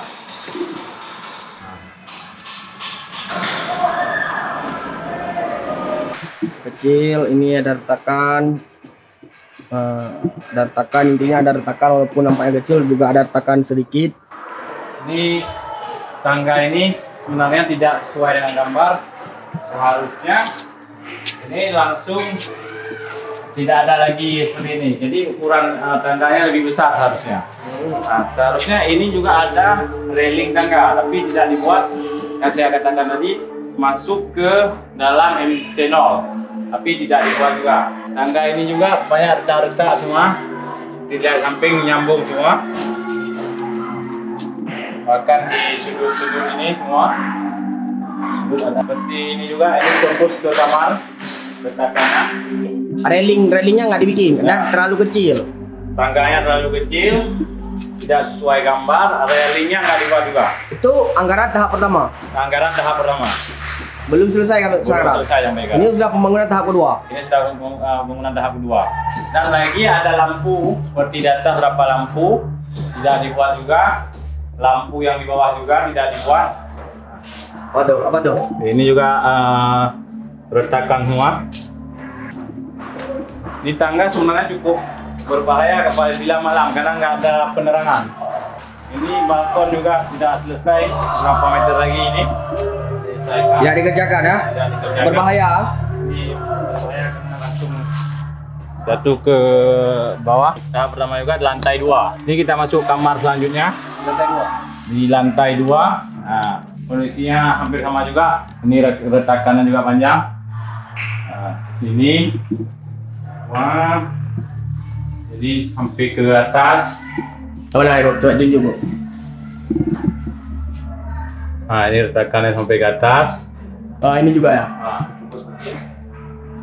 Ya ini ada juga tak, walaupun nggak terlalu nampak tapi memang ini retak nih. Tak kecil gitu ya retak ya. Kamar selanjutnya banyak juga retak, agak lebih besar dari kamar yang di bawah. Nah, ini jelas sekali retaknya. Jelas. Ya, benar-benar. Ini yang di sudut sana lebih panjang. Nah, lebih jelas. Ya, benar. Ini gimana ini? Aduh. Gimana ini kontraktor? Kontraktor tidak jelas, kontraktor. Pengawas jelas? Pengawas lebih tidak jelas. Ini juga retak. Retak dari luar. Padahal bangunan baru bukan? Bangunan baru. Kok retak Bu? Gimana ini kontraktor? Gimana itu kontraktor? Sebenarnya catnya juga ada putih krim. Catnya juga tidak bagus. Cuma baru berapa bulan di cat. Ada anggaran dana dari APBA ini. Kok gini ini? Gimana ini kontraktor? Jelas. Oh, putih. Pelang-pelang nah. Kenapa nu? Oke, ini kamar selanjutnya. Oh, ada IT yo. Ini kamar ketua asrama ya? Mantan ketua asrama ini ya. Gimana asramanya? Bagus? Kak, jelek li bang. Kayak mana mau belajar Kayak belajar. Padahal dari dana rakyat Aceh ya? Dana rakyat Aceh, untuk rakyat Aceh, tapi hasilnya nggak memuaskan. Ini perwakilan dari asrama kalian kan? Baku ah? Oke baku, lanjut baku. Kita lihat juga ada retak. Ini kamar mantan ketua asramanya kayak ini nih retak. Aduh. Jadi kalau musim hujan di pinggir-pinggir sini merembes semua. Merembes nih? Merembes semua. Jadi ini kasur yang langsung ke dinding basah. Jadi kalau musim hujan hampir tiap hari jemur kasur. Oh gitu. Ini musim hujan nih. Ini retak yang ngeri kali nih. Retak nih ya. Ini gempa 5 kali lagi retak lagi nih. Kunci apa? Kenapa? Pintu kenapa? Kunci lagi nih. Nggak bisa dikunci? Nggak bisa dikunci lah. Oh susah ya. Oh ininya murah nih kayaknya. Ini murah nih. Walaupun tampaknya elegan kayaknya murah sih kayaknya. Karena murah dia gitu dia. Kalau basah harus dilap. Pindahin kasur tiap pagi harus jemur kasur kalau hujan yang malam. Nah, jadi kondisi ini. Tapi udah melapor nggak kawan-kawan asrama Merapi? Melapor malah berapa kali. Mereka nggak digubris atau digubris tapi diiyain aja? Diiyakan tapi tidak dikerjakan. Apa nih? Oh ini ya. Kenapa begini ini dibikin nih? Ini ya. Ini kontak nggak nih? Enggak kan? Enggak. Oke. Tapi nggak bagus ya? Ini padahal bangunan baru ya? Bangunan baru. Ini terkesan bangunan awal-awal nih. Yang terakhir di lantai 2. Yang pengerjaan tahap pertama ya? Ya. Ini kita lihat pintunya juga susah. Ini mohon maaf ada mayat. Masih tidur ya? Ini mahasiswa Aceh nih? Mahasiswa Aceh yang sudah hampir jadi warga. Ini retak ini kalau di kamar ini. Nampak, coba ditunjuk ini ya. Ini kecil-kecil seperti ini. Ini semua retak menyeluruh ya, kecil-kecil tapi. Nah ini. Nah. Ini sebenarnya kamar yang terparah. Terparah kamar ini karena kalau musim hujan ini kasur harus dipindahkan. Padahal ini bangunan baru, tapi tidak bisa didapati kalau musim hujan. Semua kasur basah. Rembes. Ini merembes semua. Ini merembes nih. Rembes. Karena apa? Karena nggak plaster. Karena nggak diplaster dari sebelah. Berarti hampir sama semua ya? Ini baru-baru ini juga. Ini nggak diplaster juga dari belakangnya sebelah sini. Ini di belakangnya nggak diplaster. Isan biasanya kalau hujan gimana Isan? Ini penghuni ruangan ini ya? Ya, kebetulan penghuni kamar di sini ya. Serius. Di sini merembes. Ya, di sini merembes. Ini baru-baru ini juga. Ini bukan untuk menjelek-jelekan, tapi bicaranya sesuai di realitas lapangan. Gimana tuh? Ya, kemarin pas pertama-tama baru pindah, hujan lebat, ini kasur basah di sini. Terus ini merembes semua sini. Terus baru-baru ini yang sebelah sini pula Nah, itu kita tanyakan gimana kontraktor ya. Itu gara-gara kontraktor ya. Itu saya nggak ngerti Kurang paham, juga, ya? kurang paham juga. Ya intinya merembes. Rembes intinya. Bisa jadi kontraktor. Bisa jadi kontraktor. Bisa jadi bisa enggak? Berarti basah kamar basah. Kondisinya. Lembab. Lembab. Kasur ya basah lah hitungannya. Tapi basah bagian bawah aja. Ini juga di ujung ini retak ke ujung. Kita lihat juga kabel ini tidak ditutup. Kita lihat ranjang ini masih berbahaya. Di kamar mandi juga ada retak di ujung. Mana retaknya? Coba tunjuk. Kamar mandi juga ada di ujung, ini retak semua. Di kamar mandi samping lebih berat. Ini juga sebelum kita ke kamar mandi samping ini juga retak-retak di luar. Ya. Semua cat-catnya juga kita rusak. Ini di kamar mandi ini tidak diplaster dan tidak dicek. Plasternya kurang bagus dan tidak dicek. Oh ini nggak diplaster dan nggak dicek. Nggak cukup cek mungkin, nggak cukup dana mungkin ya. Mungkin cukup dana. Pemerintah kurang memberikan. Kok ngomong dong? Enggak rata ya. Ini nggak rata. Lucu.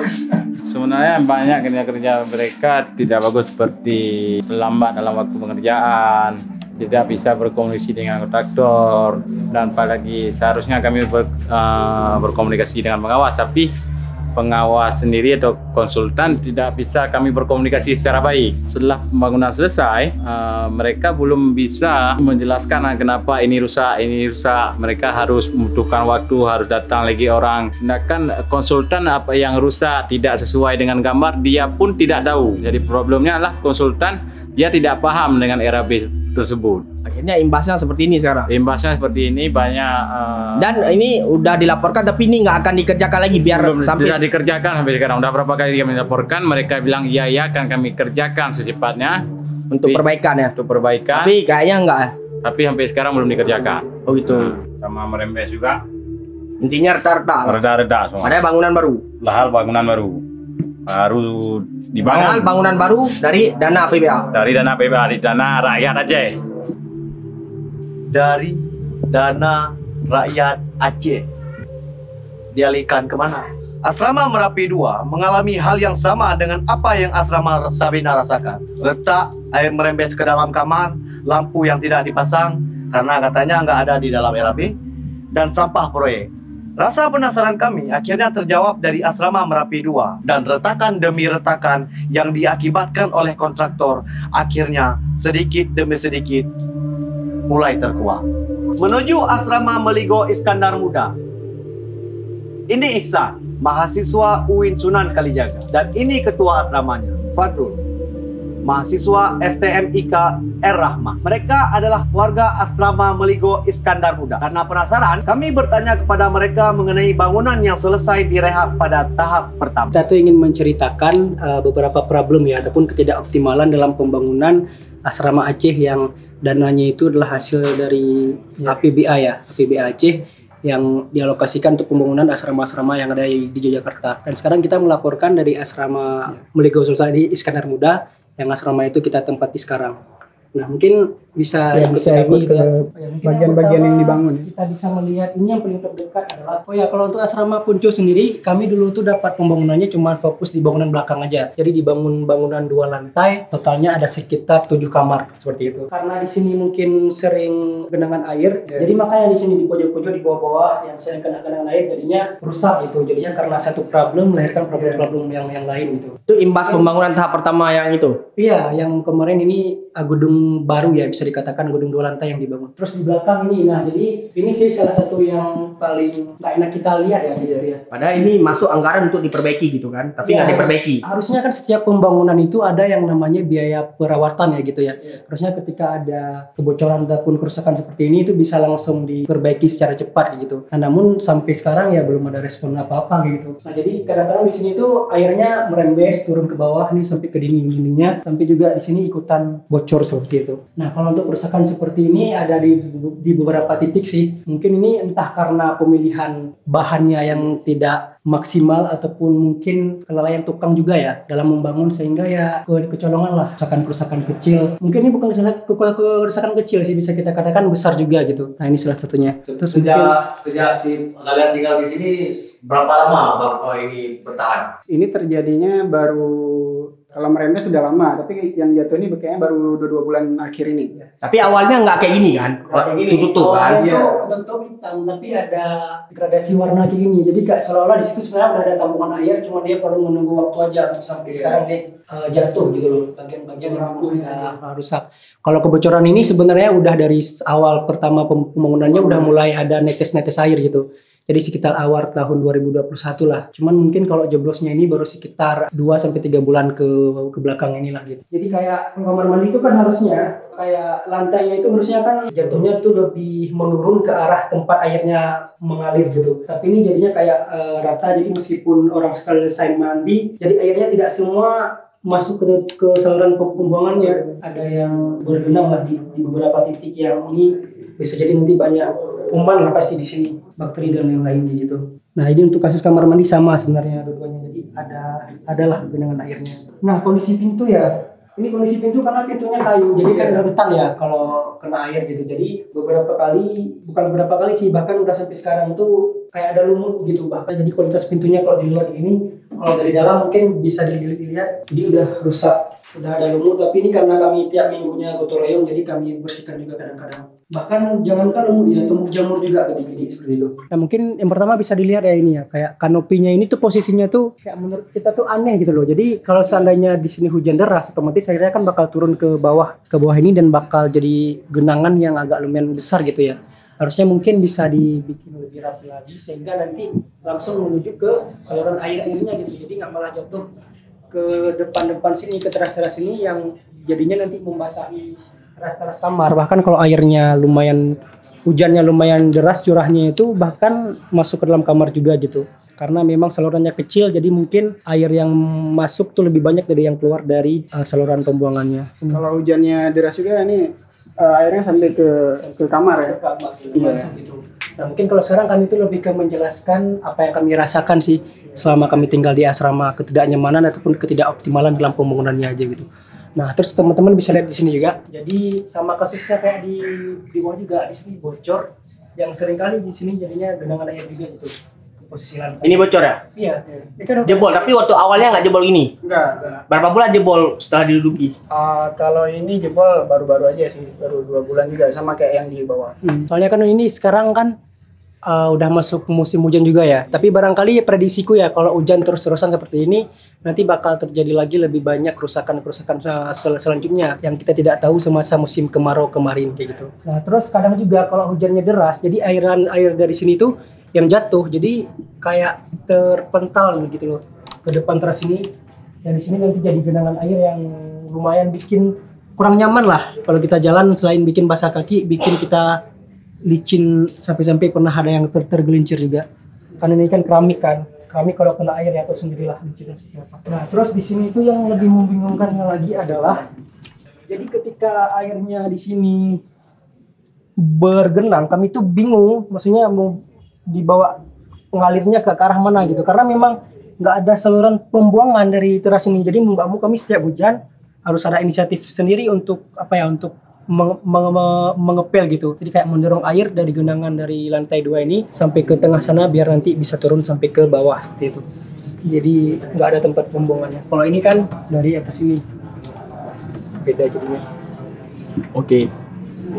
Ya, selama kami dudukin itu sih sebenarnya lebih ketidakoptimalan ataupun ketidakmaksimalan dalam pembangunannya. Jauh sebelum dilaksanakannya pembangunan tahap pertama pada Asrama Sabena, Asrama Meligo Iskandar Muda sudah dilaksanakan renovasi pada 10 Februari 2020. Namun, pada tahap kedua, paket anggaran lanjutan tahap 2 Asrama Meligo Iskandar Muda disatukan dengan peningkatan bangunan Asrama Sabena tahap pertama.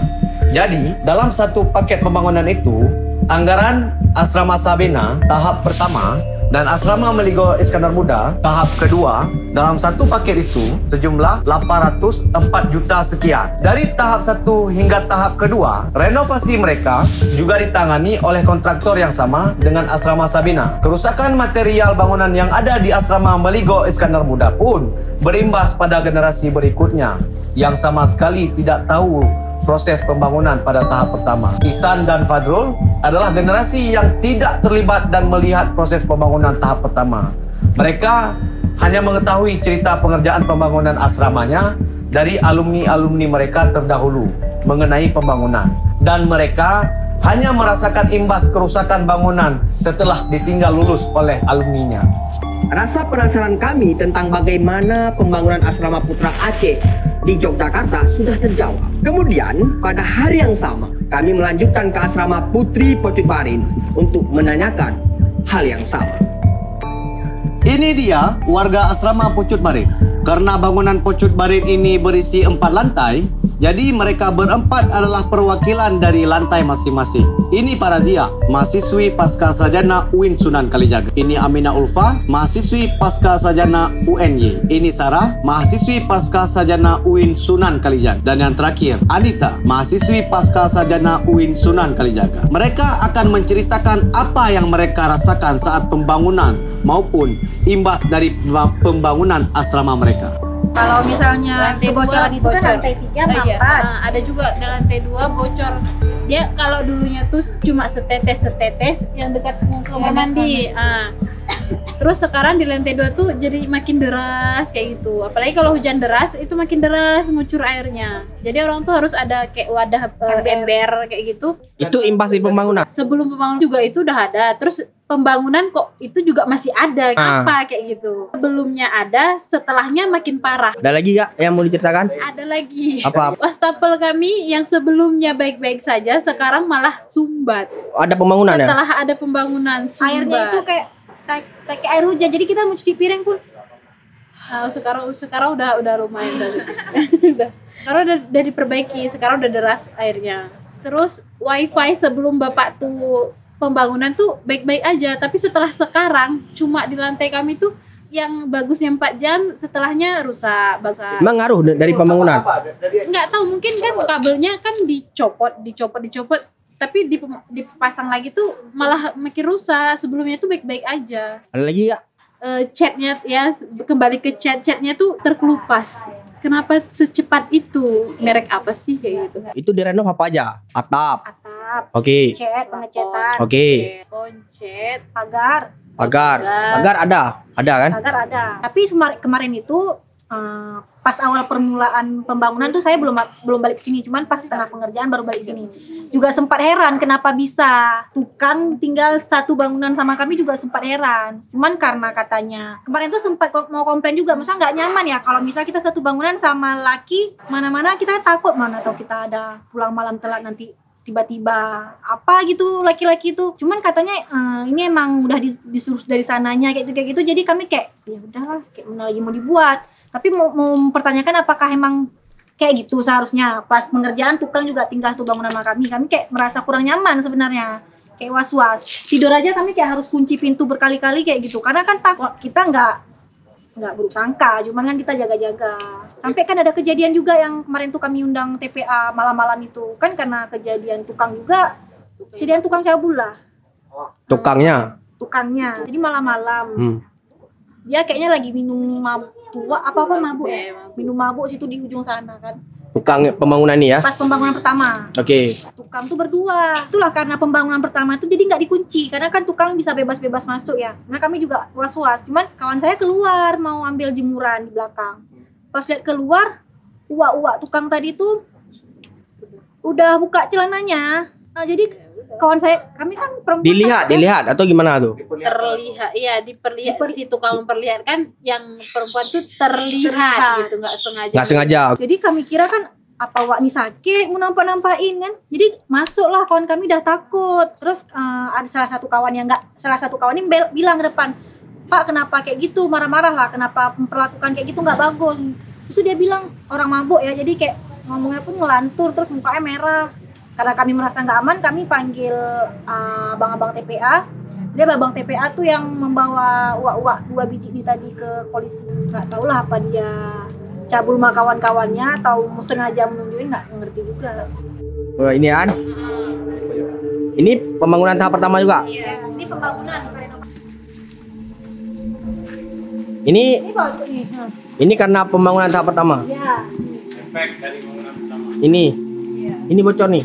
Yang mana? Nampak tuh yang air keluarnya. Ini ya. Iya. Ini. Ini bocor nih. Ini karena pembangunan tahap pertama. Terus gimana? Enggak. Jadi diperbaiki, tapi Oke. ya, itu yang udah bocor dari awal. Jadi diperbaiki. Kalau nggak bisa. Iya. Terus belum diperbaiki juga gitu. Tapi ini hilang coba. Ini izin. Ya, dapat momentum nih. Nanti Ren. Ini diperbaiki katanya. Ya, kamu salah Kak. Ulang. Catnya mengelupas. Belum sampai setahun ya kan? Belum sampai setahun. Masih berapa bulan? Belum 6 bulan. Udah mengelupas kayak gitu. Ini padahal yang harus direnovasi ini ya. Ini tahap pertama ya. Ya tahap pertama. Oke. Ini boleh masuk ya? Iya, masuk. Ini cat bawahnya itu juga kan? Nah, Mana? kelihatan nggak di bawahnya tuh? Oh ini. Udah kayak 10 tahun. Oh ini direnov nih. Yang direnov. Ini nggak direnov nih kayaknya nih Kak. Tapi harusnya direnov, harusnya. Tapi udah direnov kemarin. Udah. Tapi ya udah mengelupas-ngelupas. Yang ini juga mengelupas sama. Ini yang pengerjaan renovasi tahap pertama ya. Iya. Mengelupas. Berarti catnya kurang kualitasnya nih Kak. Betul kan? Betul kan? Ya. Kalau hujan deras bocor dari atas itu. Nah, Oh ini. Berapa ini? kalau hujan itu bocor. Oh, oke. Makanya jadi harus ada ember. Nah, ini ya. Tepung air. Tapi kan juga nampak ya itu cecek yang mengelupas juga. Ya, benar. Ya, ini 400 juta itu kan? Nah, pokoknya kalau yang lembab-lembab aja gitu tuh udah gini. Oke. Mana lagi ya? Ini retak rambut nih. Antara lampu ini dan lampu itu rambut. Ya, ini retak kecil-kecil retak juga. Kemudian Ini mengelupas. lantai ke? 3. Oke, 3. Ini tahap pertama juga kan? Belum guys.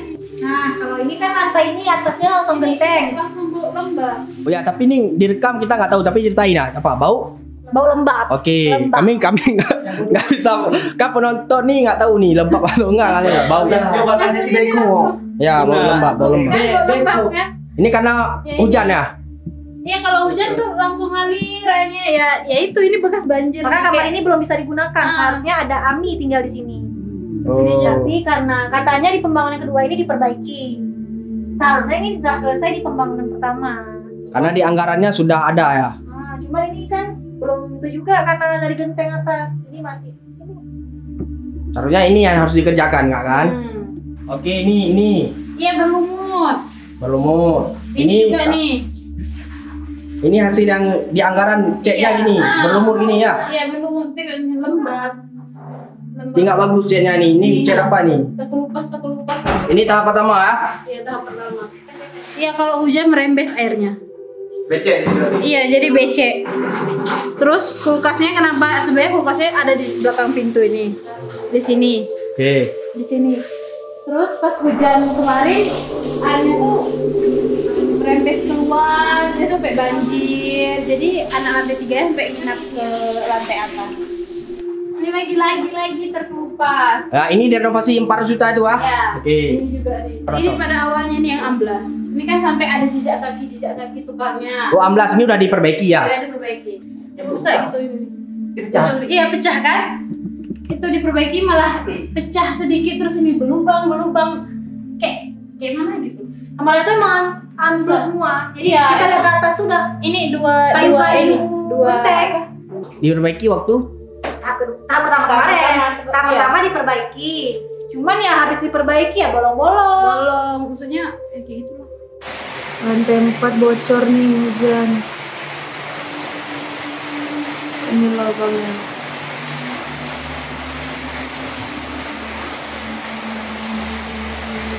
Kamar kami bocor di beberapa titik, di lampu satu, sini satu, Sini satu, situ satu. Tolong sebelum ambruk.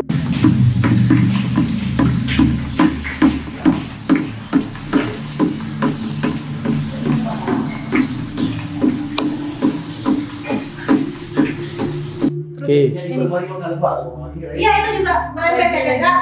Iya, merembes. Ini sama kayak di bawah tadi kan? Berarti catnya sama ini. Ini yang direnov catnya ini berarti? Iya. Ini cat apa ya kok bisa gini ya? Oh ini. Dulu netes, cuma kecil gitu. Sekarang diperbaiki. Kayak tuh. Catnya melepas. Iya. Terus ini pada awalnya amblas, terus jadi rusak.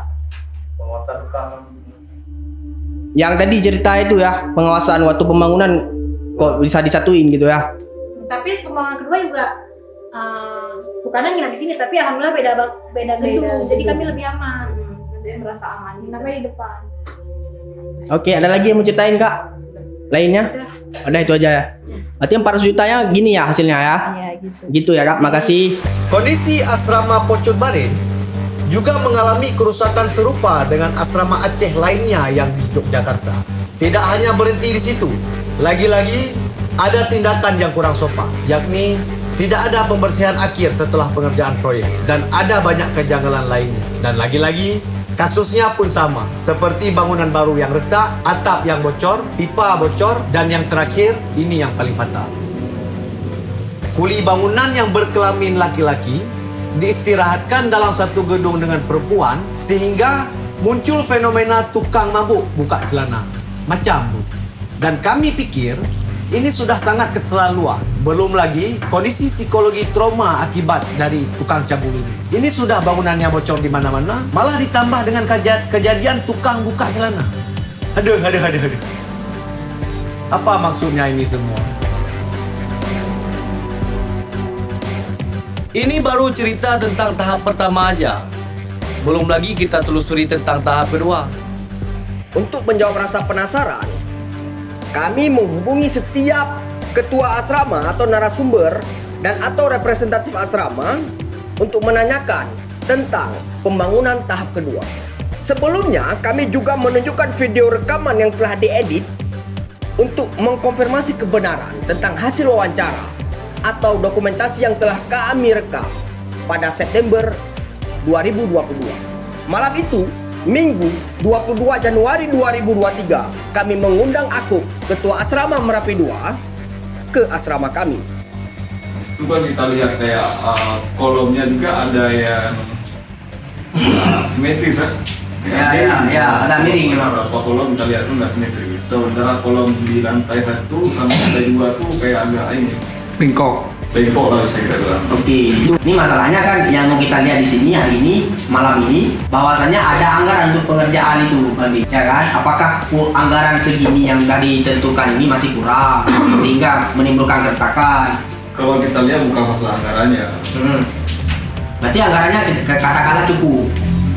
Karena itu kan cukup. Kan ada pas di pelaksanaannya kurang maksimal. Dengan harga 31 juta, nyatanya udah ada speknya, udah ada kategorinya cat apa, sudah ada, tapi kan kita rekam catnya gimana tuh? Tahu sendiri kan? Nggak bagus, udah menguning ya kan? Harusnya setelah dipasang, konsultan mengecek sesuai fungsinya nggak, fungsinya sesuai nggak. Ini fungsi apa itu nggak efektif, jadi nggak bisa dikunci. Masalahnya di sana. Berarti di pengerjaannya ya? Itu di masalahnya di safety tank plus resapan. Oh ini, di situ. Ini 6.500.000 satu tetap. Ini harus ada nih tetap karena sudah ditetapkan. Yang nggak ada itu sumur resapan. Sumur resapan, safety tanknya ada. Safety tanknya ada, seharusnya ada resapannya. Kita ketahui bahwa resapan itu memang nggak dibuat itu setelah datangnya inspektorat, setelah diaudit inspektorat. Yang keretakan kemarin kan udah datang di Desember berarti inspektorat. Di mana tuh dibikinnya aku? Itu tidak semua. Ya kan ada tuh yang bilang sekitar 80% diperbaiki. 80%, ada sekitar 20% lagi. Yang tangga kemarin itu gimana tuh tangga? Tangga itu pengerjaan tangga. Itu seharusnya, itu sebenarnya plan sesuai dengan RAB plan. Tetapi dibuatnya dicor beton. itu setelah datangnya inspektorat kemarin, itu disuruh buat baru. Jadi suruh buat plat besi. Tetapi untuk sekarang tidak, sampai sekarang belum dibuat. Entah dia sudah mengembalikan dana, itu wallahualam. Karena ini tahap kedua sekarang ini, anggaran tahap pertama kan? Anggaran tahap pertama. Itu dibuat tapi nggak sesuai spek. Nggak sesuai kan? Nggak sesuai spek. Jadi speknya itu dibuat menggunakan plat besi. Besi plat penutup. Tetapi dibuat bukan besi, beton. Nggak sesuai berarti? Nggak sesuai. Ada item baru tapi nggak dibuat dengan alasan dia belum buat keramik lebih. Tapi setelah datang inspektorat kemarin, dia ngecek, rupanya dia nggak buat keramik lebih, malah kurang sekitar 2 meter keramiknya. Dan dana dari railing tangga ini disuruh kembalikan kepada negara. Pagar besi balkon itu nggak, dia volumenya nggak habis dibuat. Jadi dengan alasan yang sama juga, dia sudah buat keramik lebih. Tapi setelah dicek sama inspektorat, itu nggak ada. Cek bilang itu nya ada. Nggak ada cek ulang, biar aku mah ulang dah ya. Oke. Karena indikasi ini pasti pak ke dalam lagi ya. Kecuali nala itu timbang dulu ya agak. Ya. Karena tanda hijau namanya. Penyebab mana seragam ni kayak apa? Dia tanda hijau. Tanda hijau. Badan ini perlu pondasinya itu di dalam. Kalau sebetulnya harus juga yang dalam lagi. Ya, lapisan di luar badan. Jadi ke dalam lagi yang terbuat. Kedalaman pondasi. Kemungkinan ini sama ada ikonnya ada ruang dia ini. Mungkin ada ruang. 2 meter, nanti kan 60. Malam itu, kami mengajak Akop dan Mang Nazar untuk menonton hasil editan video yang telah kami rekam pada bulan September 2022. Akop menyatakan semua statement dalam video itu sesuai fakta di lapangan. Lalu, menurut pernyataan dari Akop dan Bang Nazar, setelah menelaah RAB CCO Asrama Merapi 2 pada tanggal 22 Januari 2023, bahwa ada beberapa item yang kurang bagus pada tahap pertama sudah diperbaiki. Itu pun hanya 80% diperbaiki setelah kedatangan dan pemeriksaan oleh pihak inspektorat. Meskipun kontraktor pada tahap kedua pengerjaan pembangunannya dilaksanakan oleh kontraktor yang berbeda dan kebetulan Bang Nazar adalah supervisi pengerjaan pembangunan Asrama Merapi 2 pada tahap kedua, dari pemeriksaan CCO RAB tahap 1 Asrama Merapi 2 bersama Akop dan Bang Nazar, ternyata lagi-lagi ditemukan kejanggalan. Lampu hingga saat ini belum dipasang. Sumur resapan juga tidak dikerjakan pada tahap 1 akibat pengawasan dari konsultan kurang maksimal. Lalu item cat yang jumlah anggarannya terlalu banyak, tapi fakta di lapangan catnya sudah pudar. Kemudian railing tangga belum dipasang. Padahal item pengerjaannya ada pada tahap pertama, tapi dipasang pada tahap kedua oleh kontraktor yang berbeda, yang notabene ditangani oleh Bang Nazar sendiri. Dinding retak yang ada di Asrama Merapi 2 kini telah diperbaiki sebagian. Karena dinding belakang tidak diplaster dan item tersebut tidak di-cover dalam RAB, jika musim hujan, tidak menutup kemungkinan bahwa kamar bangunan baru itu akan terjadi kelembapan lagi. Sebelumnya tadi kakak-kakak sebagian besarnya udah nonton ya? Melihat video tadi semuanya fakta. Setelah itu di pembangunan kedua ini cat-cat yang mengelupas sudah diperbaiki semua, sudah dikeru ulang, sudah dicat ulang. Tapi tetap karena itu area lembab, catnya itu mungkin nggak mengering secara sempurna, tetap terkelupas lagi. Dan kebocoran yang kemarin itu masih terjadi lagi. Yang kamar udah merembes. Awalnya kamar itu udah nggak sampai netes-netes airnya, nggak ada yang netes. Tapi sekarang sudah netes-netes airnya. Mungkin mau menambahi sedikit. Jadi yang di bawah itu kan namanya aula. Kami ada lantai 1, 2, 3, 4 dan di bawah itu namanya aula. Dulu itu memang kan kalau misal hujan, memang dia nggak merembes ke dalam. Nah sekarang ini karena memang terlalu tinggi menurut kami dibuat paving blocknya itu. Jadi yang di belakang itu daerah jemuran itu merembes ke dalam air hujannya. Karena sekarang ini kan udah di paving block yang dekat pintu itu udah dimerengin gitu, ditaruh semen dimerengin. Sehari-hari kalau misalkan ada hujan tetap masuk juga, agak merembes ke dalam. Yang paling signifikan, maksudnya yang kelihatan banget di asrama itu yang nggak beres itu adalah pembersihan akhir. Nggak ada dana lagi katanya. Oh tidak, pasti ada anggaran pembersihan akhir di RAB. Kenapa semua asrama Aceh di Yogyakarta ini kalau nggak dibikin sesuatu yang jelas-jelas ada di gambar dan RAB, alasannya kenapa selalu tidak ada dalam RAB? Kenapa alasannya tidak cukup anggaran? Kenapa sampah-sampah bangunan itu tidak dibersihkan. Aku mau nanya, itu pelang nama Pucuk Barin udah dipasang? Pokoknya nggak jadi itu karena kurang dana. Seharusnya ada tulisan keramik itu. Di sini. Kasih terpal, ini bekas terpalnya.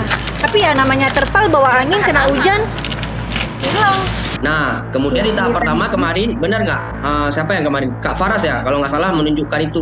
Yang pelang depan itu kan yang dipakai keramik itu kan, nama-namanya huruf-hurufnya. Cuman sekarang itu udah ada beberapa hurufnya yang terlepas. Jadi kan kayak asal-asalan ditempelnya tuh. Kami menanyakan terkait item pengerjaan pelang nama asrama Pucuk Barin yang belum dipasang. Kemudian pada Zoom meeting pada Januari 2023, warga asrama Pucuk Barin menyatakan bahwa pelang nama asrama sudah dipasang. Tapi lagi-lagi mengenai kualitas, ada huruf pada pelang nama itu copot karena lem pelang nama itu tidak merekat dengan baik. Padahal baru beberapa bulan dipasang. Kemudian masalah ini, pagar. Pagar itu kan lebih rendah daripada paving blocknya, jadi keseringan masuk pasir dan kami kayak kesulitan kalau narik. Dan kemarin kata Syahira dia udah bilang ke tukangnya, soalnya ini emang harus diangkat pagarnya. Yang di video tadi itu udah benar, yang di lantai 3. Saya kan lantai 3 nih, jadi di lantai 3 itu di belakang pintu yang seperti dilihat kemarin itu kan memang merembes airnya dari plafon sampai banjir kan. Terus yang di kamar yang bocor itu kan memang air terkadang dari plafonnya turun ke bawah dan terkadang juga ada air yang dari luar masuk ke dalam. Nah, dari luar dari jendela maksudnya merembes ke dalam air pas hujannya. Terus pas tahap keduanya ya kalau nggak saya perbaiki, tapi yang udah ditempati sekarang teralisnya itu belum dipasang. Nah, jadi kemarin pas ketemu sama orang yang cek tahap akhir, dibilang ini udah foto-foto mereka udah siap semuanya. Tapi kok teralis di dalam kamar lantai 3 itu kok belum dipasang gitu. Terus mereka lihat sendiri, oh iya ya kok belum dipasang gitu. Tapi sekarang udah dipasang atau belum? Saya kan sekarang udah di Aceh udah 2 minggu. Kemarin pas saya pulang belum dipasang juga teralis itu. Terus ya walaupun belum dipasang. Belum ya?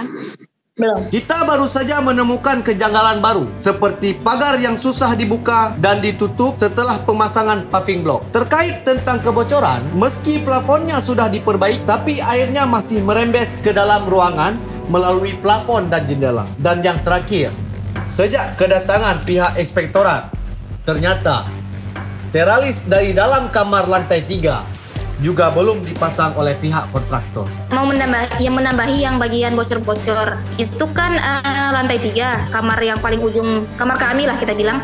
Di kamar itu masih bocor. Kalau misalkan bisa ditempati pun cuma 1 orang yang bisa, karena kan dia bocornya yang di ujung, jadi nggak kena kalau misalkan 1 orang yang tinggal di situ. Kedua di lantai 2, yang bocor-bocor tadi itu masih sama sampai sekarang, belum ada perubahan. Nah kalau sekarang itu udah ada bocor lagi di bagian tangga. Dinampain adalah cat yang udah lekang, yang lembab tadi, yang bagian lantai 1 atap atasnya. Nah itu udah bocor. Karena kan sekarang katanya, saya kan naik sama Syahira nih, yang tahu maksudnya pembangunan sebelumnya. Nah kata dia, maksudnya tukang nggak kesini lagi gitu. Nah. Apa juga yang direnovasi? Ini kebocoran dari tahap pertama hingga tahap kedua masih terjadi. Jadi apa juga yang diperbaiki? Dibawa kemana anggarannya? Kok masih bocor? Yang anehnya kan terkadang udah diperbaiki tapi nggak ada bocor lagi. Terus udah beberapa minggu hujan deras lagi udah bocor lagi. Itu yang jadi herannya lantai 3. Ini masih bocor-bocor nggak kawan-kawan? Masih. Kalau nggak salah saya itu memang dibuat, tapi tidak sesuai yang kami harapkan. Kayak misalkan yang bocor-bocor itu kan, yang di lantai 3 itu kalau nggak salah saya itu sampai diganti jendelanya. Itu kan bocor awalnya, tapi sampai sekarang itu sempat diperbaiki, tapi sampai sekarang masih bocor. Aku simpulkan ya, nanti tolong diverifikasi ya. Di tahap pertama itu sempat bocor. Kemudian di tahap kedua, kontraktor dengan tukang-tukangnya memperbaiki kebocoran itu. Namun setelah serah terima, tapi masih bocor. Benar nggak? Iya. Nah, kemudian ini bagaimana sih tanggapan kawan-kawan dari asrama Pucuk Barin? Nanti bisa siapa aja mungkin bisa langsung merespon. Bagaimana nih dengan angka di tahap pertama 300 juta sekian dan tahap kedua 400 juta bisa total anggarannya dari PBA itu, menurut kawan-kawan dengan anggaran segitu yang dilakukan pembangunannya gimana menurut kawan-kawan? Yang kalian rasakan nih anggaran seperti ini. bahwa memang secara spesifikasi melihat anggaran dan membandingkan dengan yang ada sekarang, itu kalau boleh jujur sebenarnya menurut saya kurang ini ya, secara pembangunan itu kurang efektif seperti itu. Memang mereka membangun, melaksanakan gitu sebagaimana mestinya. Namun masih ada hal-hal yang sangat urgent bagi kami seperti pergantian wastafel cuci piring. Nah, mereka mengganti, benar mereka mengganti. Tapi pengerjaannya itu kurang rapi. Kenapa? Karena sekarang wastafel kami setelah mereka ganti, itu datarannya tuh nggak lagi simetris. Artinya kayak mana ya, agak tertimbun gitu loh. Jadi sebelahnya tuh kayak agak ketinggian gitu. Nah itu kan kinerja mereka, itu kan tidak efektif dengan anggaran sedemikian signifikan. Kemudian pembersihan asrama dari sekian banyak bekas-bekas pembangunan tidak dibersihkan. Sehingga kami anak asrama tuh sekarang tuh ribet gitu. Mau membersihkan sendiri juga nggak mungkin. Karena itu kan barang-barang berat ya, barang-barang tajam gitu. Yang telah saya lihat asrama ya kelihatannya ya bagus ya kalau dari luar. Tapi dengan anggaran yang segitu, mereka tuh kalau misalkan diberitahukan itu memang sangat cepat ya responnya. Tapi pengerjaannya ini yang lelet, yang lama. Terus yang saya lihat lagi, yang paling bawah, itu kan kalau misalkan udah siap pengerjaannya seharusnya itu udah bisa ditempati. Tapi sampai sekarang nggak bisa ditempati, masih ada yang banjir lah. Terus isinya, klosetnya yang belum bisa masih banyak yang kekurangannya di lantai 1 itu, yang lantai pertama itu. Iya mereka perbaiki, tapi nggak ada yang sempurna lah pengerjaannya. Ya dengan anggaran yang tahap 1 dan tahap 2 yang sekitaran segitu, seharusnya asrama tuh lebih dari yang sebelumnya. Ini malah lebih bagus sebelumnya harapannya, tapi kenyataannya diberikan selama pembangunan malah yang sebelumnya lebih bagus. Yang awalnya baik-baik aja, kayak nggak pernah terjadi bocornya nggak ada, sekarang malah terjadi bocor di sana sini. Terus yang rusak-rusak nggak diperbaiki lagi, yang memang sengaja dirusak untuk mempermudah pekerjaan mereka, kayak pemasangan paving block di belakang, jemuran kami yang dikorbankan. Sekarang sudah selesai paving blocknya, kenapa jemurannya nggak dibetulkan kembali kayak gitu. Terus parkiran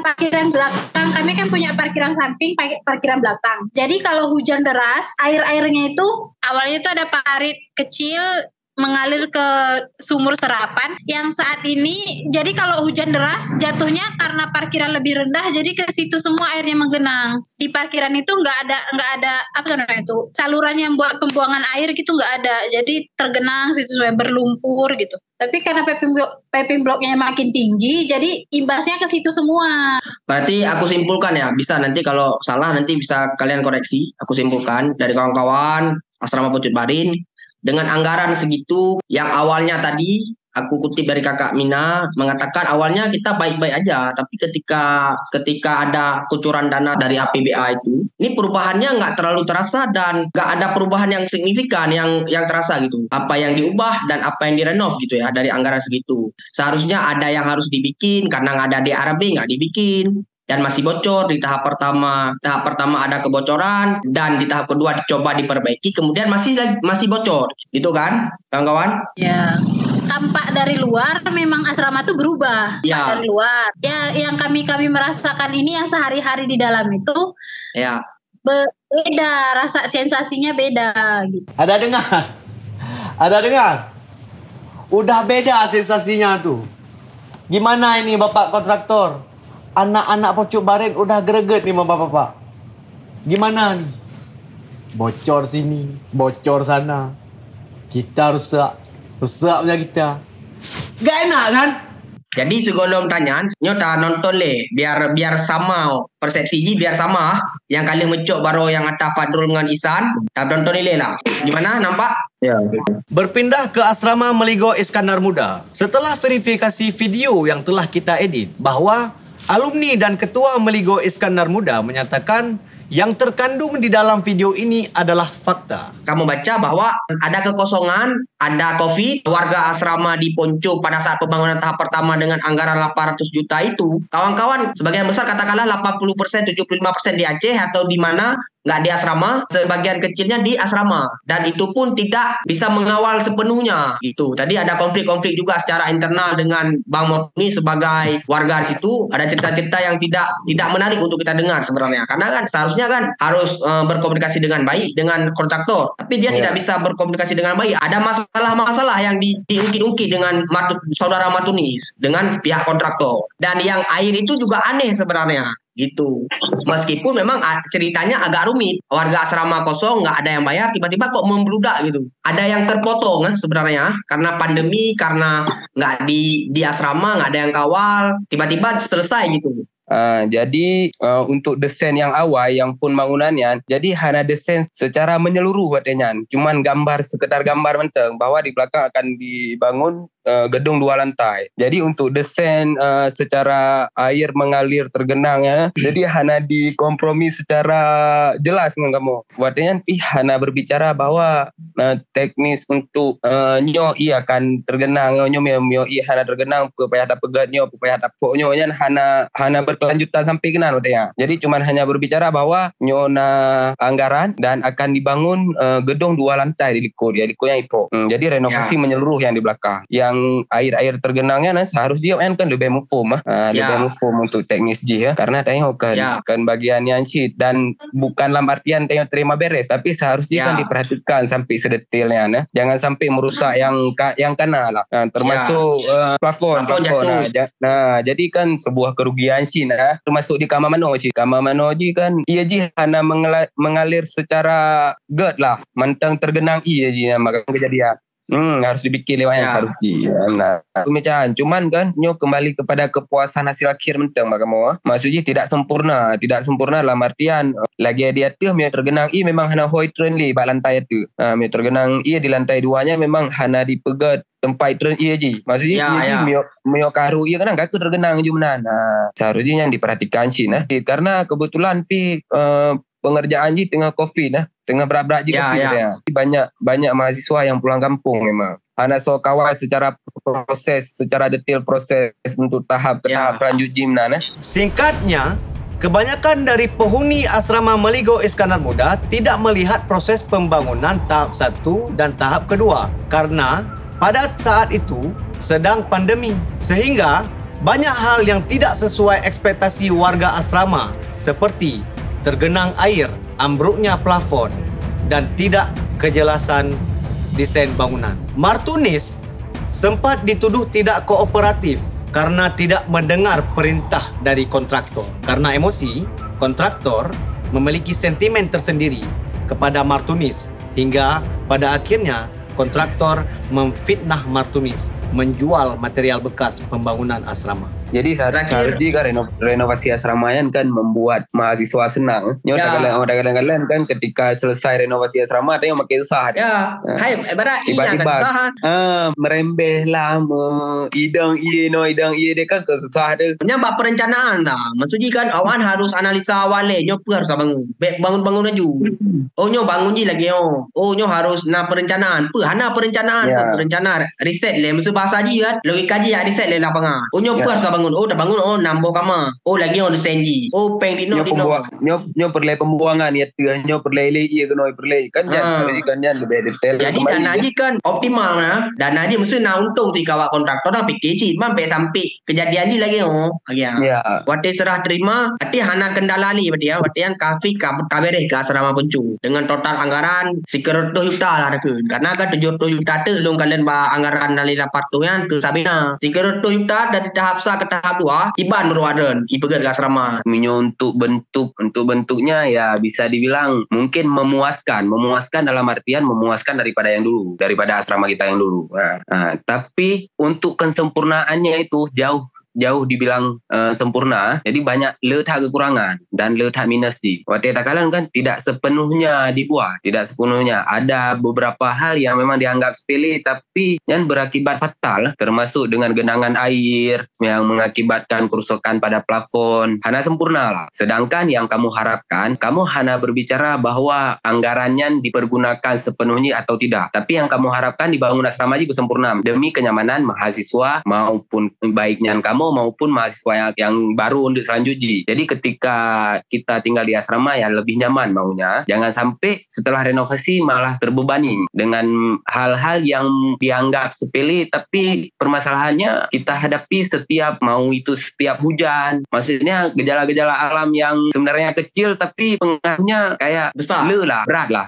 Berat ke asrama, berat ke warga asrama ketika menghadapi ji ya. Tapi ya lucu, main ponco lucu karena pandemi ya. Jadi Hana tak ada cerita aja ya. Karena memang Hana di Jogja, Hana di asrama. Kemudian waktu pembangunan tahap kedua pemindahan pengurus baru loh. Maksudnya bukan salah Rayo, memang waktu Hana pengleru kenan. Mungkin lagi yang kejadian ji. Hana ada depu-depu dulu kejadian asrama. Karena nak kejadian lagi oh. Jadi mesti long yang tidur nanti apa nyok buka lagi coba. Kata nanti waktu merompok buka lagi nanti salah Rayo. Tiga ama baru apa ji juga. Lagi kejadian. Model salah Rayo. Padahal ji kontraktor kau salah Rayo. Kan benar. Tiba-tiba Rayo Hana ada depu dapat juga kan. Padahal Hana dapat. Ibadah dapat di.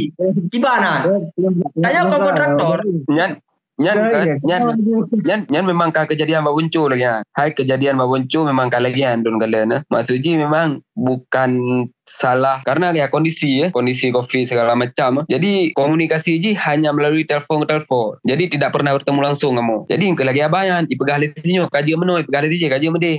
Jadi maksudnya untuk ke depan ji ya pelajaran ji nyan maksudnya lebih baik kita awasi semua. Wasi Mandung kamu sampai terakhir kamu hanya menerima kunci masak tiba-tiba ijuk Bang Diku kan pekerja bak kontraktor. Nanti ijuk bak si Albar kan isu. Habis hana ijak kenoli hana serah terima dengan baik. Nah lagi tanya ijak kena nyok kabere asrama. Ya. Logika sederhana ji. Nyok kabere asrama kujuk bak duduk ketua asrama tiba nyok kabere meruah ro ke. Tanya ka senang waro ke. Pendidikan semoga lancar ke. Nyok lagi nah lah atau pemerintah pun lain terakhir temanyangnya karena pintu bak pustaka yang temanyang ho bapeng karena nambah anggaran dapur hana pegat bak tahap kedua pun hana pegat sampai sekarang hana kelanjutan ni. Dapat disimpulkan dari total anggaran sebanyak 900 juta sekian itu, pembangunan asrama Maligo Iskandar Muda menurut para alumninya kurang sempurna dan optimal. Ketidakjelasan desain pada tahap awal yang mengakibatkan air yang tergenang di lantai 2 hingga menjatuhkan korban yang tergelincir akibat dari air genangan itu. Ditambah lagi, Martuni sebagai warga asrama juga mengalami hal yang kurang baik dengan kontraktor. Dituduh menjual aset asrama bekas pembangunan, dituduh tidak kooperatif, sehingga warga asrama Maligo Iskandar Muda ini merasa kesulitan dalam mengawasi pengerjaan pembangunan. Sampai-sampai Mbak Iren sebagai konsultan pengawas, menurut pengakuan dari warga asrama Maligo Iskandar Muda ini, juga merasa kewalahan dengan ulah kontraktor karena merasa tidak sejalan dengan apa yang direncanakan dan dilaksanakan. Sehingga Mbak Iren ini memutuskan untuk tidak terlibat secara intens lagi hingga kontrak pengerjaan selesai. Dari sini bisa dilihat bahwa ada indikasi-indikasi kejanggalan dari kontraktor satu ini. Juga masih banyak lagi kejanggalan yang dialami oleh alumni warga Maligo Iskandar Muda saat proses pengerjaan pembangunan, sehingga imbas dari pengerjaan tersebut dialami oleh generasi berikutnya. Pertama kami mau bilang makasih. Apa yang kami sampaikan itu adalah apa yang kami rasakan sebenarnya. Betul. Ya kan? Cuman dari film tadi itu fakta semua bukan? Yang kalian barusan nonton, yang kalian ceritakan sendiri. Aku sebenarnya ngezoom ini juga memverifikasi hasil video itu apakah yang kalian bicarakan itu ngarang atau fakta. Emang fakta.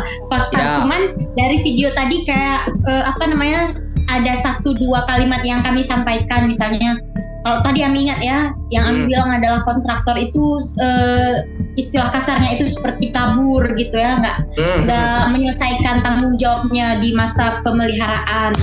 Memang itu yang kami rasakan. Kan ini sama Lutfi soal yang kemarin, terus sama Nanda kan dari hasil yang kemarin itu Rani agak kurang berkenan sama ini YouTube karena takut kita tuh terlalu menyorokkan ke ini kontraktornya kayak gitu.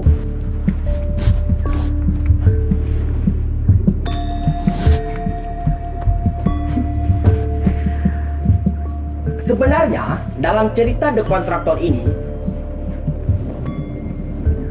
dapat kita ketahui bahwasanya cerita ini berangkat dari sebuah peristiwa, keretakan-keretakan, keanehan-keanehan pada asrama kami, asrama Sabina. Kemudian saya dan Maulana ingin juga menceritakan rasa penasaran kami terhadap 4 asrama lainnya terkait pembangunan asrama dari kucuran dana APBA. Keempat asrama itu seperti sudah Anda ketahui, Merapi 2, Meligo Iskandar Muda, Kocut Barin, dan terakhir asrama Cut Nyakdi. Syahdan, pada saat proses dialektika dan merangkai cerita The Kontraktor ini, kami kemudian seiring berjalannya waktu pada pertengahan akhir Januari 2023, saya dan Maulana juga penasaran bagaimana sih pembangunan asrama pada tahap kedua. Kami pun menghubungi mereka dan melakukan obrolan daring mempertanyakan sekaligus mengkonfirmasi hasil video yang telah kami edit.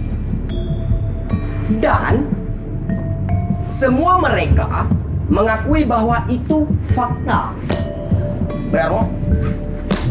Dan cerita rasa penasaran kami tentang kelanjutan pembangunan tahap kedua juga sudah terjawab. Akhirnya kami bisa menarik benang merahnya dan kami harap kalian pun begitu. Singkatnya asrama terakhir nih, asrama Cut Nyakdin. Singkatnya, mereka tiba-tiba mengundurkan diri dari cerita ini. Kami heran.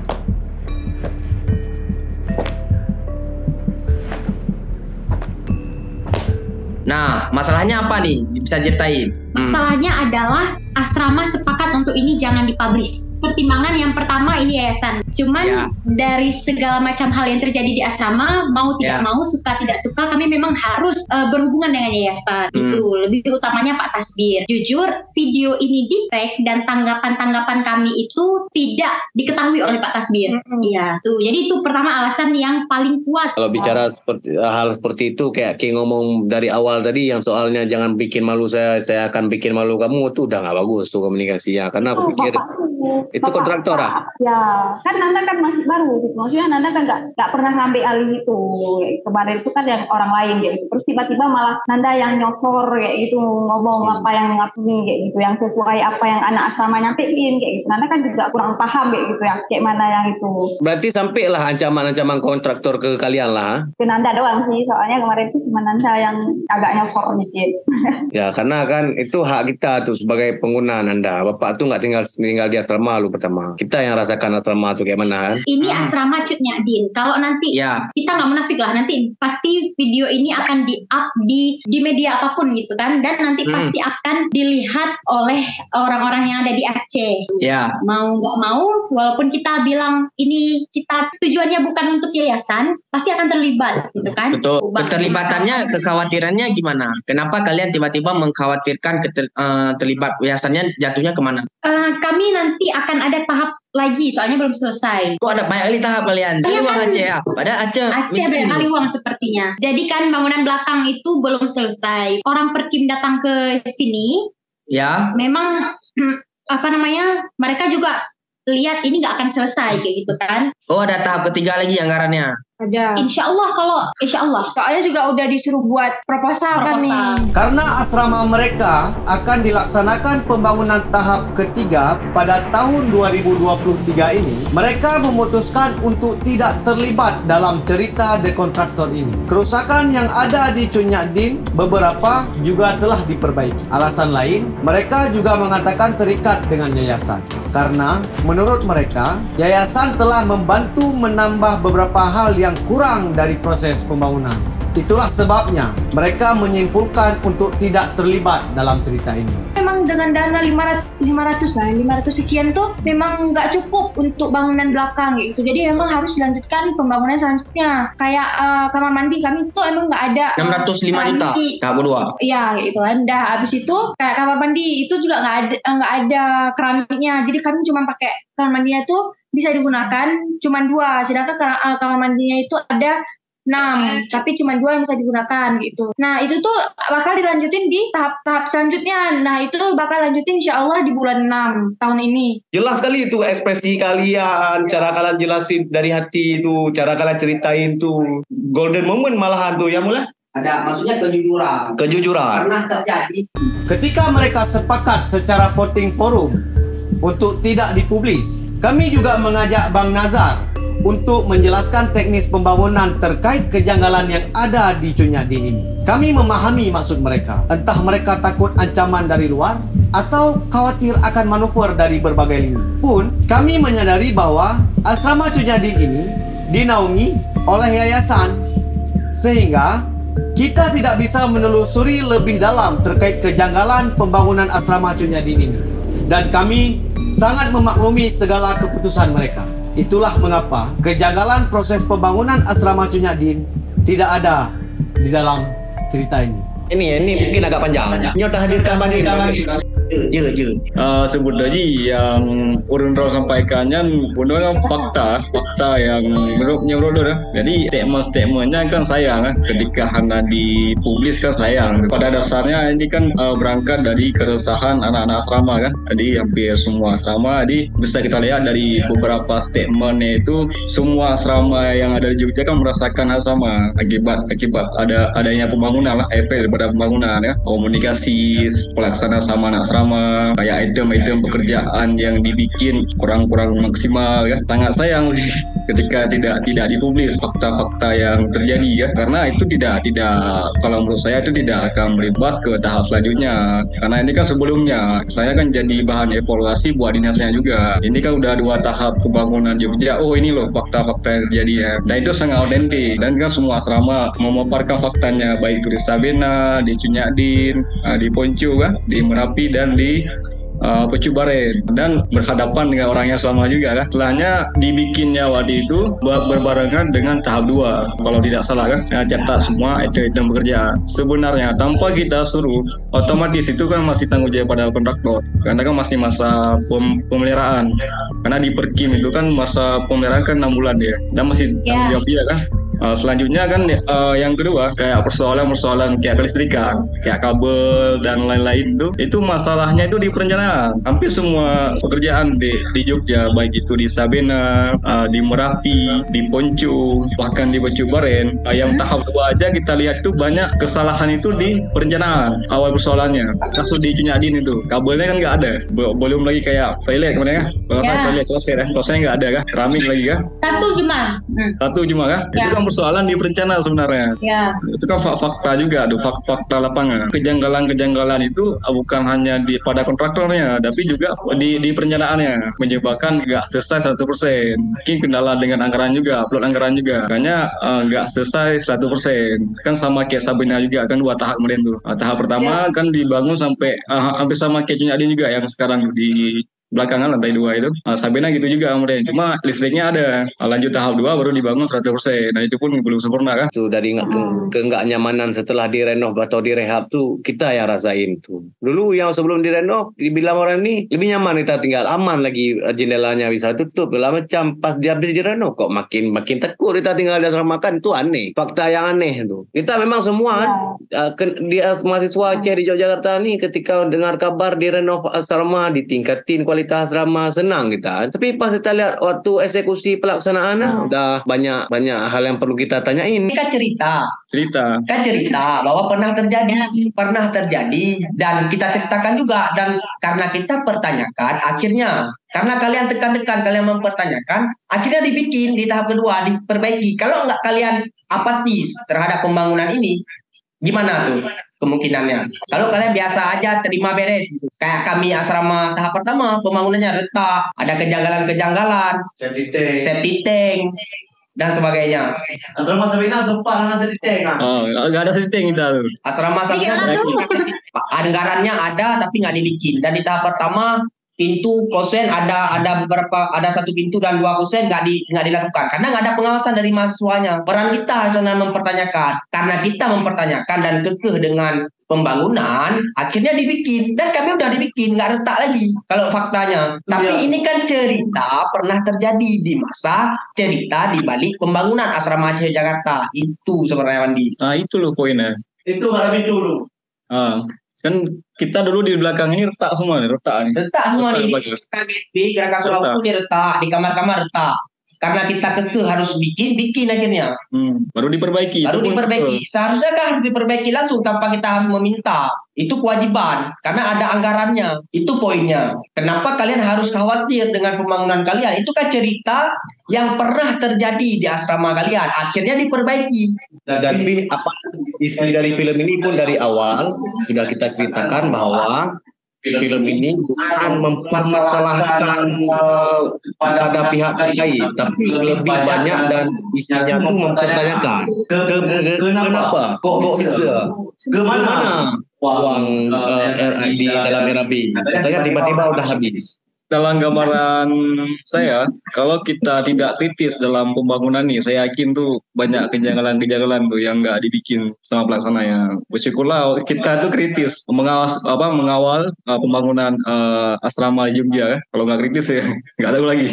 Soalnya kita belum tahu juga. Soalnya ini kan bisa jadi bahan evaluasi ke depannya, baik sebagai perencanaan di Aceh nanti, karena beberapa kali pembangunan Jogja itu dari pihak perencanaan itu tidak datang ke Jogja, makanya banyak item-item pekerjaan itu nggak sesuai dengan lokasi. Mungkin dengan dilihat video kita dalam mempertanyakan pembangunan Jogja, mungkin bisa jadi bahan evaluasi ke depannya, baik itu bagi pihak perencana dari dinasnya sendiri, baik juga kepada si pelaksana dan kontraktornya, dan juga untuk generasi ke depannya kan.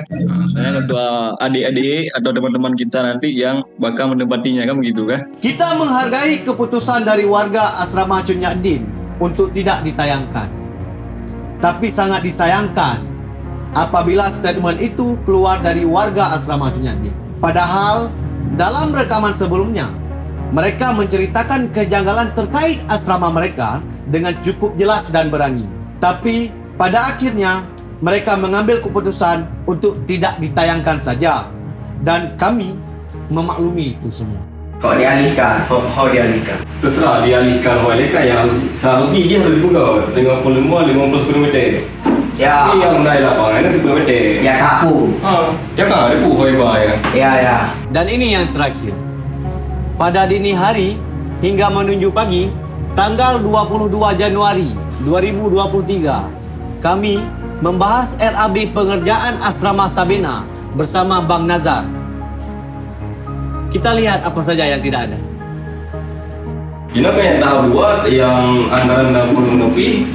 Yang pertama nggak pipa, dan pipa yang di-cover di anggaran tahap pertama. Alhamdulillah. Maksudnya kok main pegang anggaran tahap kedua lo menambah. Maksudnya tahap pertama karena anggaran di ada terser anggaran. Karena anggaran di ada cover. Karena belum 50 km yang dapur. Yang khusus ke Talang I. Berarti yang dapur yang sampai itu hanya pegang. Yang kali tahap kedua ni.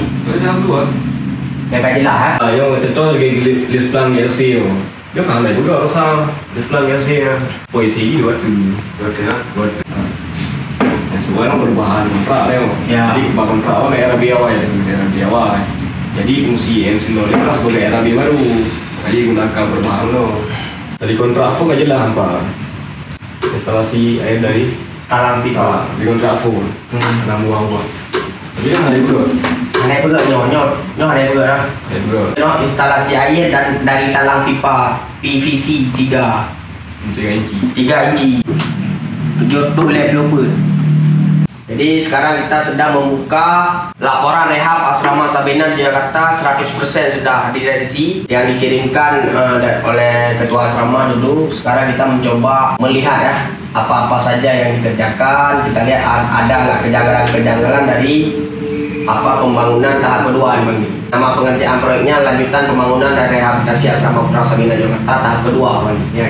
Tanggal kontrak dia harus kerja di 8 Juli tapi dia mundur sebulan bisa kita katakan dia baru mengerjakan proyek pembangunan tahap kedua ini. Kan seperti itu faktanya kan. Helm. Ya.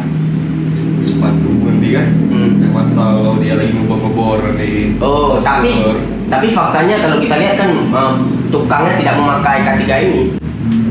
Faktanya emang tidak dipakai. Tidak dipakai. Dan kalau mau ditanya sama yang mau tadi tahu sendiri, saya tanya semua warga asrama, kita melihat sendiri tukangnya nggak memakai K3.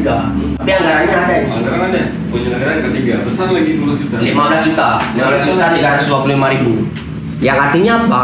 Ini besar anggarannya. Kalau nggak dipakai ngapain bikin anggaran? Kenapa dibuang ke K3? Ngapain dibuang ke K3?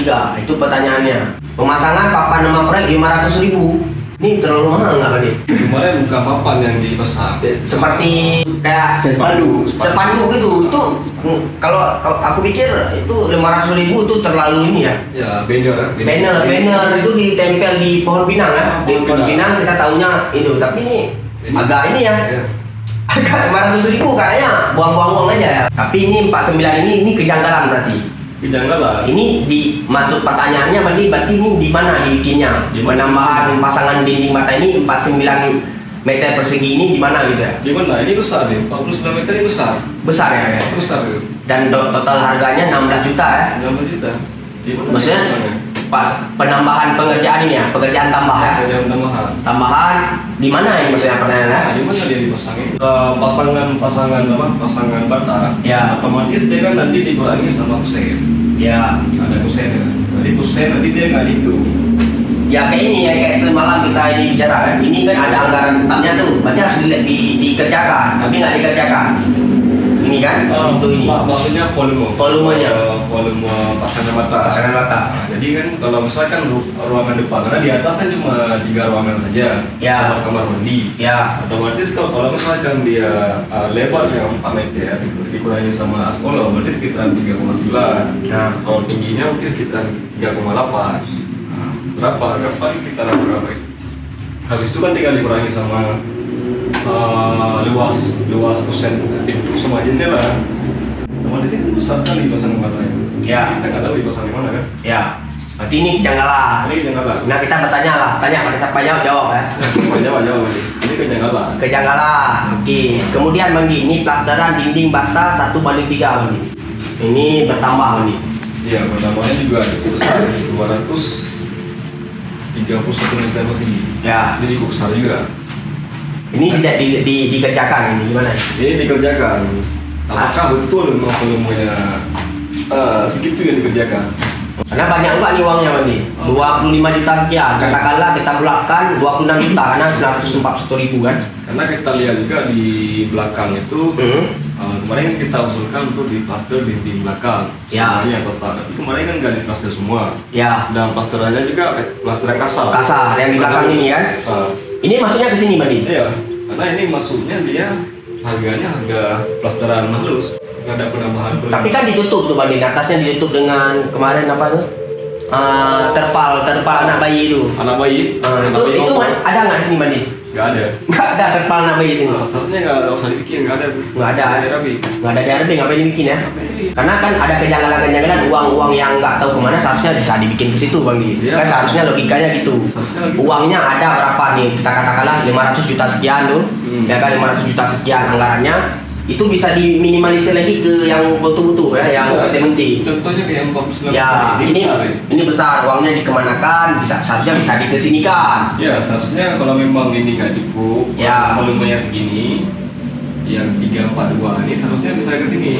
Ya. Ini bisa ke plaster semua, kayak talang air kita kan belum plaster itu. Ya. Yang di atas, yang bagian atapnya juga belum plaster semua, samping kiri kanan juga belum. Kalau keramik ini ada yang kosong itu nggak dikerjakan. Kemarin kan udah kita komplain tuh, tapi nggak dikerjakan. Nggak tahu ya kenapa nggak dikerjakan. Ada keran air stainless ini gimana nih? Terpasang? Mungkin nanti bisa kita cek kembali ya. Ya, apakah dia stainless atau plastik kan? Karena di sini ditulis stainless kan? Ya. Apakah plastik di atas atau gimana? Keran air yang harusnya itu stainless, jadi gimana ini pasang atur nih? 2 kali kita pakai udah rusak. Nah ini. Atuh katanya stainless. Pas kita lihat itu bukan rangka kayu atam yang ada rangka kayu atam yang diperbaiki, ada rangka plafon. Oke. Pas kita tanya kan, jadi pas kita tanya itu ya rupanya yang diperbaiki itu rangka plafon, bukan rangka atap. Tapi nggak, berarti rangka atap nggak dikerjakan? Ada ya. Itu ada juga. Ada. Ini adalah momen di mana Bang Nazar menanyakan dengan kontraktor perihal kerangka atap pada tanggal 22 Oktober 2022. Tapi kontraktor malah langsung meledak marah.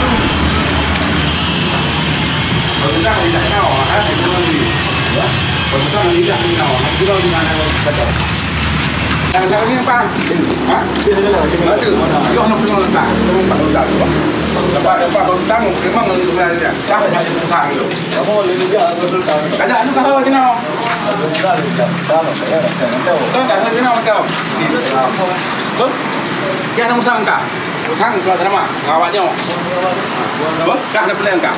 Ada plan tu nanti. Okey. Kamu tolong. Kau pulang pada kau kan tu. Hai, Din. Kah bangai urang kah kriket kah lama.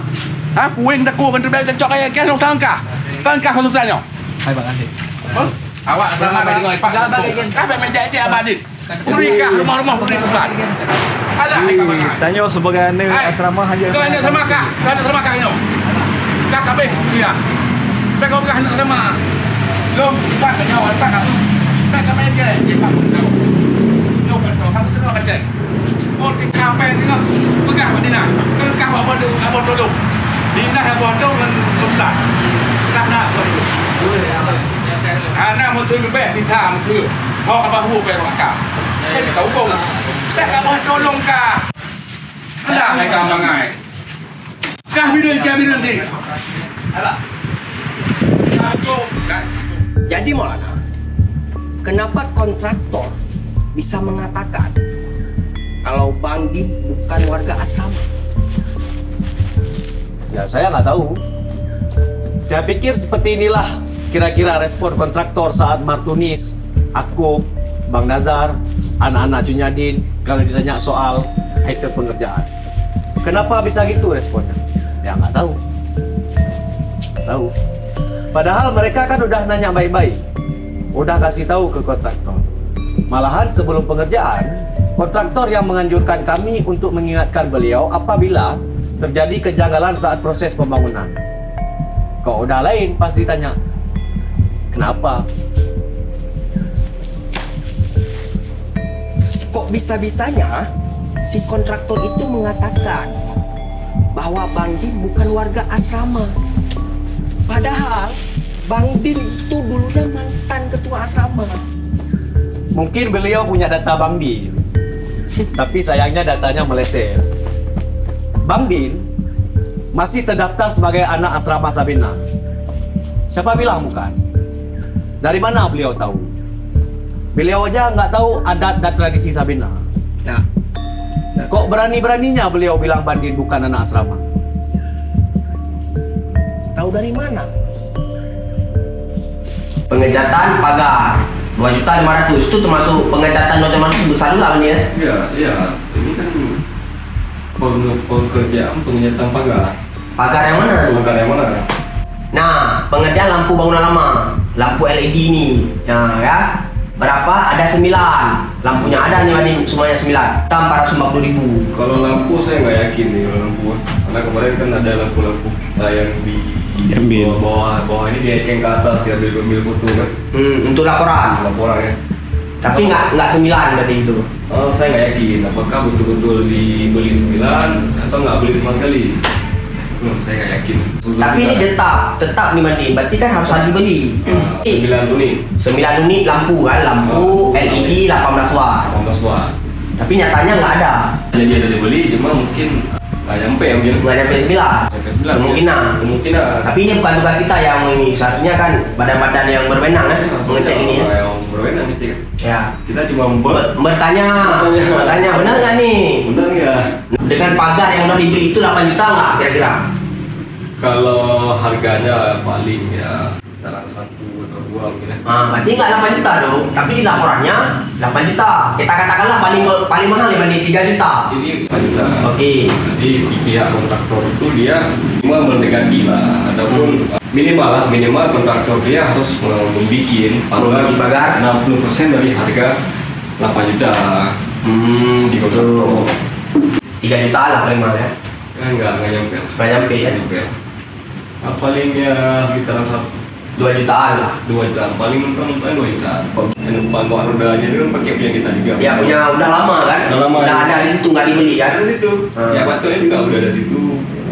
Ya pacok. Nah kan ini karena pekerjaan pintu pagar lengkap terpasang. Lengkap terpasang.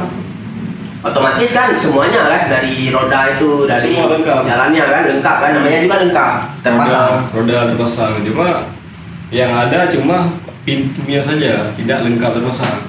Udah ada punya dulu. Ya benar. Pengerjaan lain ini berarti pipa pembuangan air hujan 3 inci ya? Ya, 3 inci. 3 inci terpasang plus aksesoris. Nah, ini bertambah pengerjaan lain. Dan seharga 1.280.000. Ini yang mana nih? Ini item baru nih. Item baru apa tuh? Tambahnya item baru. Pipa yang mana nih? Item yang tidak ada di anggaran pertama. Di kontrak awal. Kontrak awal ya. Di era awal. Ya. Tapi di sini udah ada. Masuk ke udah ada punya tambahan. Nah, ini mana nih? Ada apa nih? Ada. Kita bilang ada. Cuma ini seharusnya dia harus dibikin di tahap pertama karena di. Oh ini. Oh.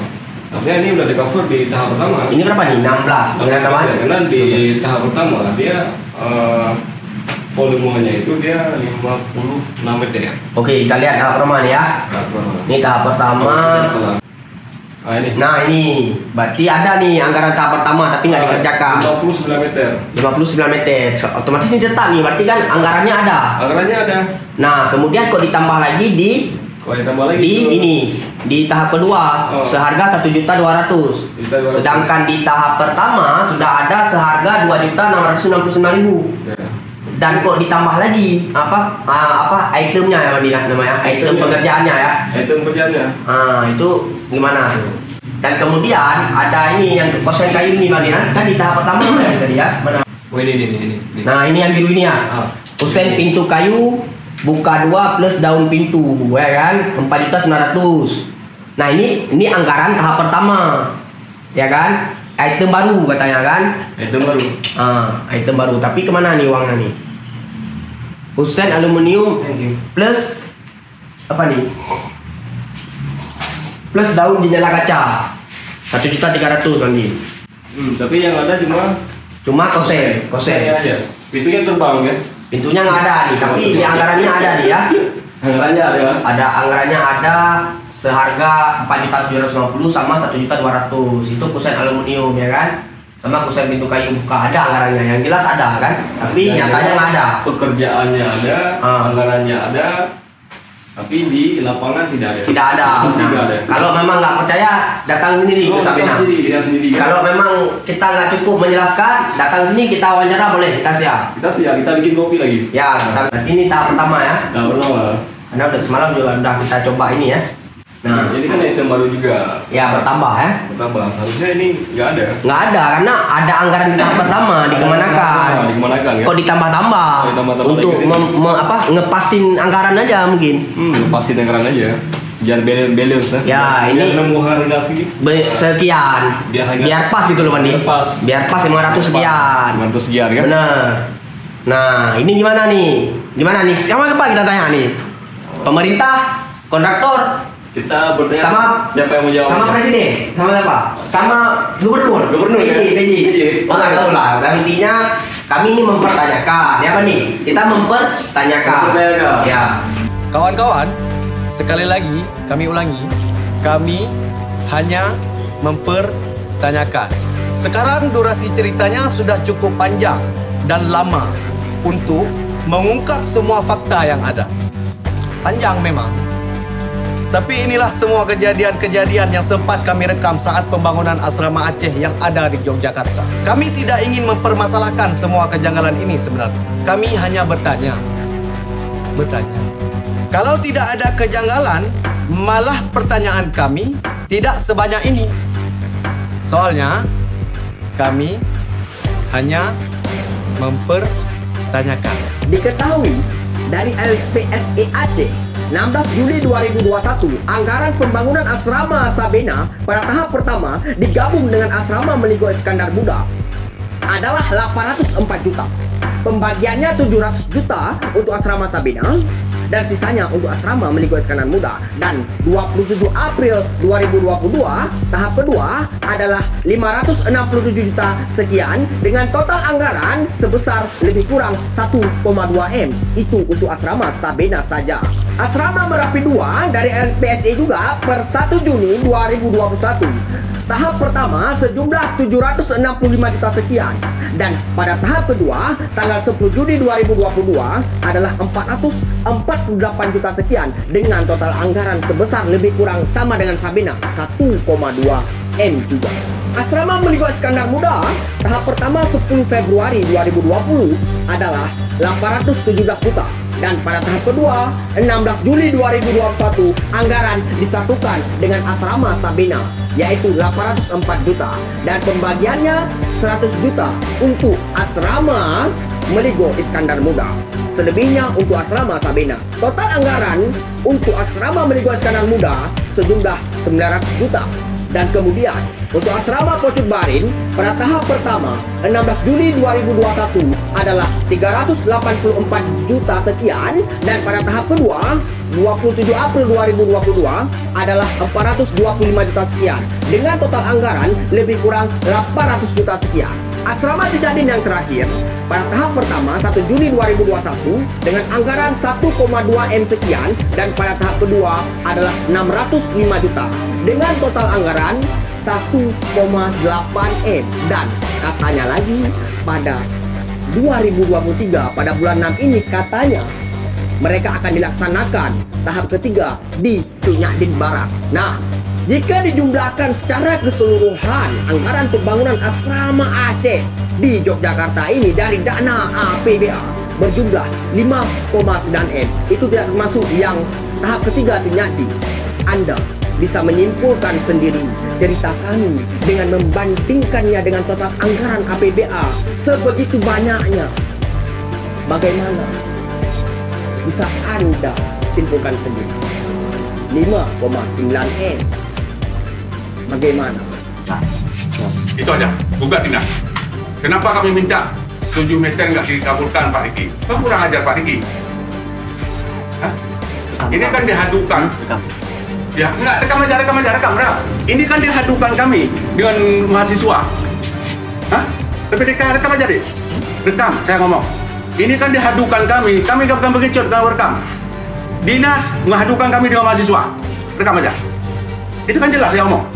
Kenapa dia nggak berubahkan kontrak? Tanggal 8 Desember 2022, sebelum jadwal hari serah terima kunci kepada pihak asrama siang hari, waktu itu kontraktor sempat mengatakan bahwa Pak Rizky Afrizal, yaitu pejabat PPTK, dengan istilah yang kurang enak didengar telinga. Kontraktor berdalih bahwa dinaslah yang mengadu domba kontraktor dengan mahasiswa. Padahal saat itu kami hanya bertanya, kenapa kanopi dibikin sepanjang 10 meter?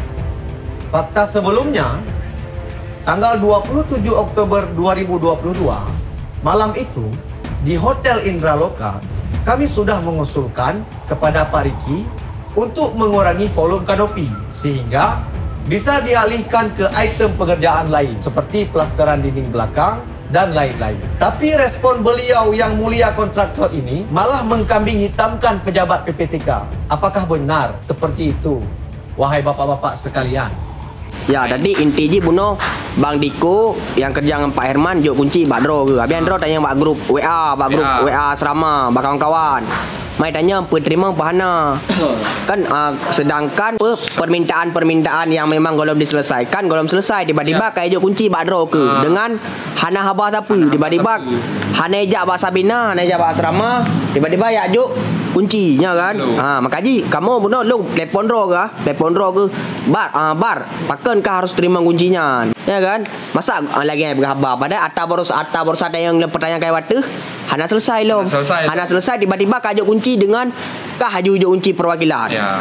Saya dipaksa untuk menerima.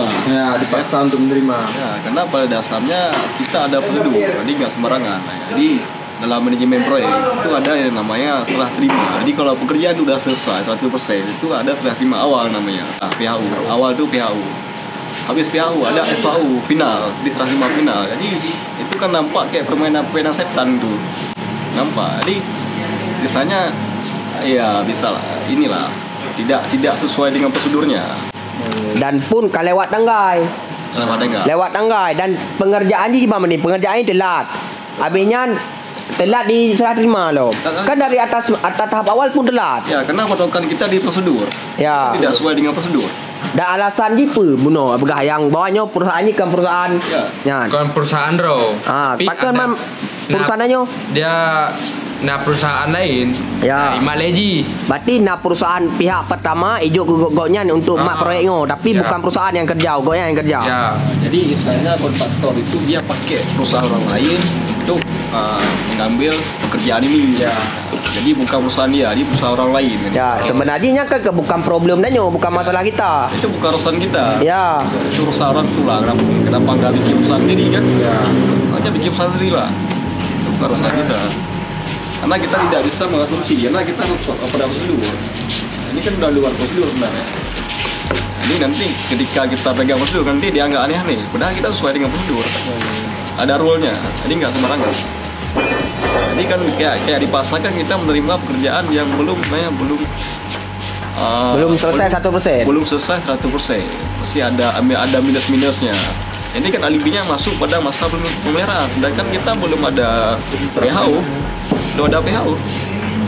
Dan bayangkan kalau kita nggak ada di asrama, itu bisa kejadian pembangunan ini akan kejadian seperti pembangunan tahap pertama. Bahkan bisa jadi lebih parah. Lebih parah karena nggak ada pengawalan, nggak ada pengawasan. Bayangkan kita nggak ada di sini. Kita waktu di pandemi beberapa orang aja yang ada di asrama tahap pertama gimana? Retak-retak kayak kemarin.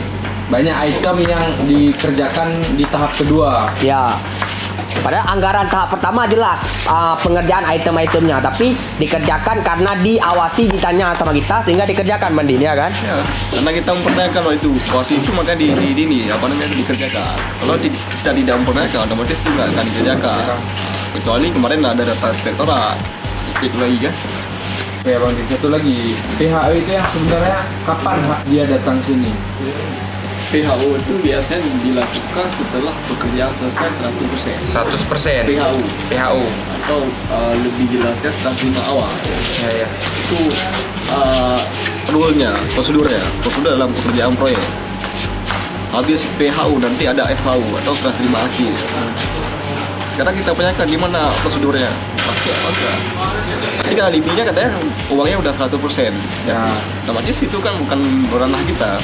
Karena setan yang bermain ya kan?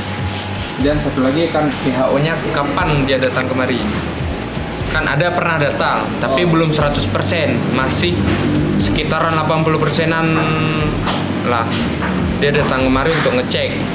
Nah, di situ juga ada bahasanya tadi dari Bang Diko, kenapa di situ tidak langsung dikasih tahu ke PHO-nya?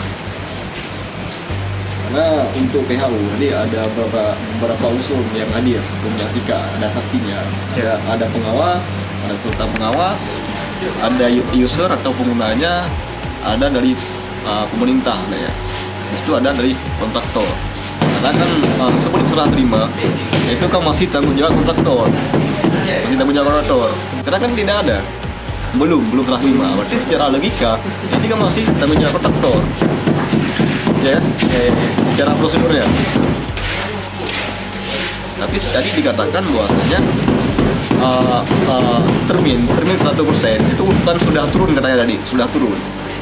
Berarti kan di sana udah dianggap ini udah PHU dianggap, udah serah terima dianggap. Nah kita belum serah terima. Secara prosedur pemerintah itu tidak bisa mengeluarkan termin 100% kalau belum PHU. Berarti kan ada yang bermain ya. Terus satu lagi Bang. Berarti gak dianggap serah terima maksudnya? Dianggap serah terima. Padahal nggak serah terima kan? Dan loh Bang, yang ingin saya tanyakan, kenapa bukan kontraktor sendiri yang turun tangan untuk menyerahkan kunci kemari? Kenapa harus melewati bawahannya Bang Diko? Ya. Kami tidak menerima hal yang seperti itu sebenarnya. Ya, karena kita kan manusia. Dia yang seharusnya bertanggung jawab atas semuanya ini, bukan Bang Diko. Malam itu 11 Januari 2023, Albar bercerita tentang kunci lantai 2 diserahkan kepada dirinya oleh Bang Diko, orang kepercayaan kontraktor. Anehnya, kenapa serah terima kunci itu dilakukan melalui Bang Diko? Seharusnya dilakukan oleh kontraktor. Mengapa demikian? Dan kejadian malam itu memberikan bukti adanya kejanggalan. Apalagi 1 bulan sebelumnya kami mempertanyakan kejanggalan-kejanggalan dan keanehan-keanehan yang belum diselesaikan di asrama kami sampai sekarang. Kejadian sebulan yang lalu itu kejadian di atas, di lantai 2. Yang setelah didiskusikan Bapak Herman tadi gimana? Itu konsultan. Dari dengar realitanya Pak Herman di sini hari ini, bagaimana Pak Herman selama di lapangan dan selama nggak ada Pak di sini, bagaimana Pak Herman ambil keputusan? Sebentar Pak, Dodo mau tanya nih, ya. Bapak tahu talang air itu dari mana? Volumenya sebelum sejauh sebelum ada kanopi ini dipotong. Ini kan baru-baru dipotong. Nah, Bapak tahu volumenya dari mana? Dodo tanya. Maksudnya volume itu? Uangnya dari mana untuk dipasang talang air yang sebelah sana 20 meter lebih ya? 20 meter, 25 meter. Bapak tahu dari mana? Ya, tahu saya dari dana itu. Dari mana? dana? Dari dana kontrak. Kontrak dari mana tuh? Harusnya Bapak tahu dong. Ini harus dikurangi dari mana? Bukan hanya dana kontrak. Karena Bapak tahu betul dia ngomong. Bapak tahu. Itu kita pindah. Itu kurang 2 meter kemarin. Kan Bapak udah tahu kemarin itu. Harusnya Bapak juga tahu. Bapak kemarin itu 10 meter. Di Arabinya kurang 2 meter. Kami tidak yang musuh orang ini itu. yang 2 meter ini mana uangnya? Itu yang ditanya. Yes, karena ini udah dialihkan tadi. Iya. Yang jadi pertanyaan karena dibilang Bariko itu udah dialihkan. Karena 25 meter tambahin dong talang ini. Makanya ini sisanya nggak ada lagi untuk pintu, betul bang? Sedangkan kami yang minta itu untuk pintu. Nggak lucu bangunan udah jadi tapi pintu udah jelas nih dikurangin ini, betul? Nah, kenapa nggak ada persetujuan kami? Sedangkan kami harus banyak persetujuan dari kami ini tidak pernah diakui, Pak. Tidak pernah. Dengan alasan ke dinas. Jadi buku apa?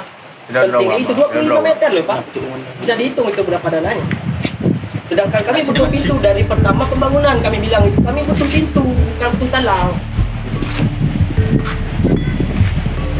Sebenarnya yang kurang di sini. Tapi kenapa harus itu dulu? Itu yang kami pertanyakan. Tanggal 17 Desember 2022, yaitu hari serah terima kunci, sebelum kegaduhan saat serah terima kunci, kami mempertanyakan berbagai kejanggalan kepada kontraktor. Kontraktor menyarankan kami untuk bertanya kepada konsultan. Sementara konsultan hanya termenung dan heran.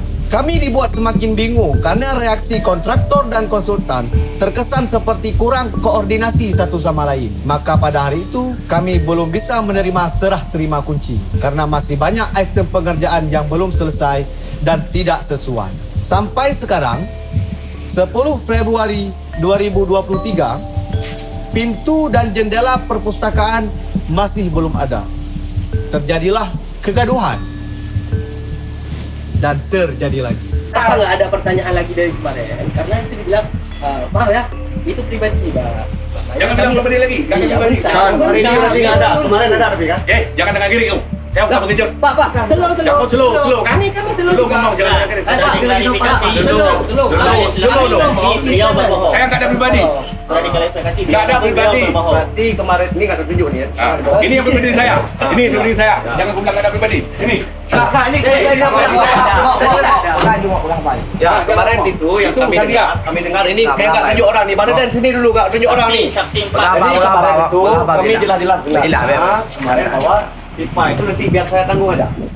Nah, karena kemarin itu alasan kami kan kemarin itu kan kanopinya tuh Pak ini air nih mengganggu kena kanopi kalau kanopinya sampai segini kan.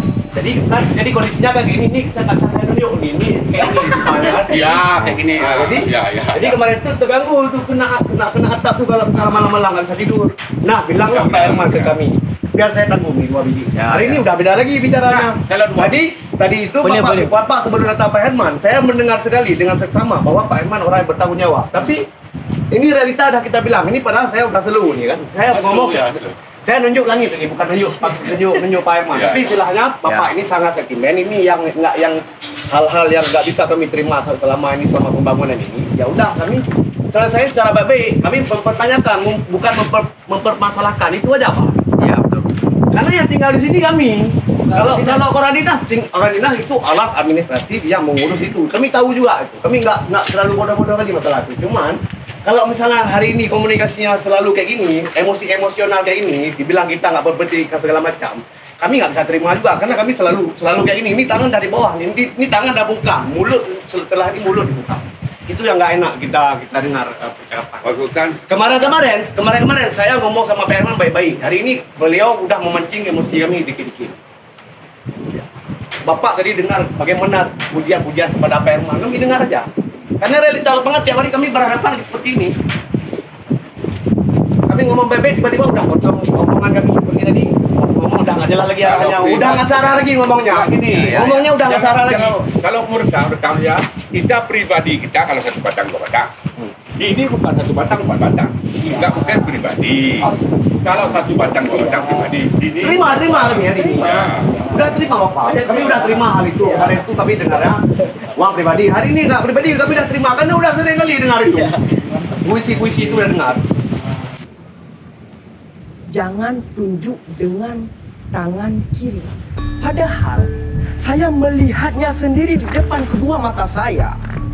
Saat itu tangan kiri Maulana menunjuk ke langit-langit seperti ini.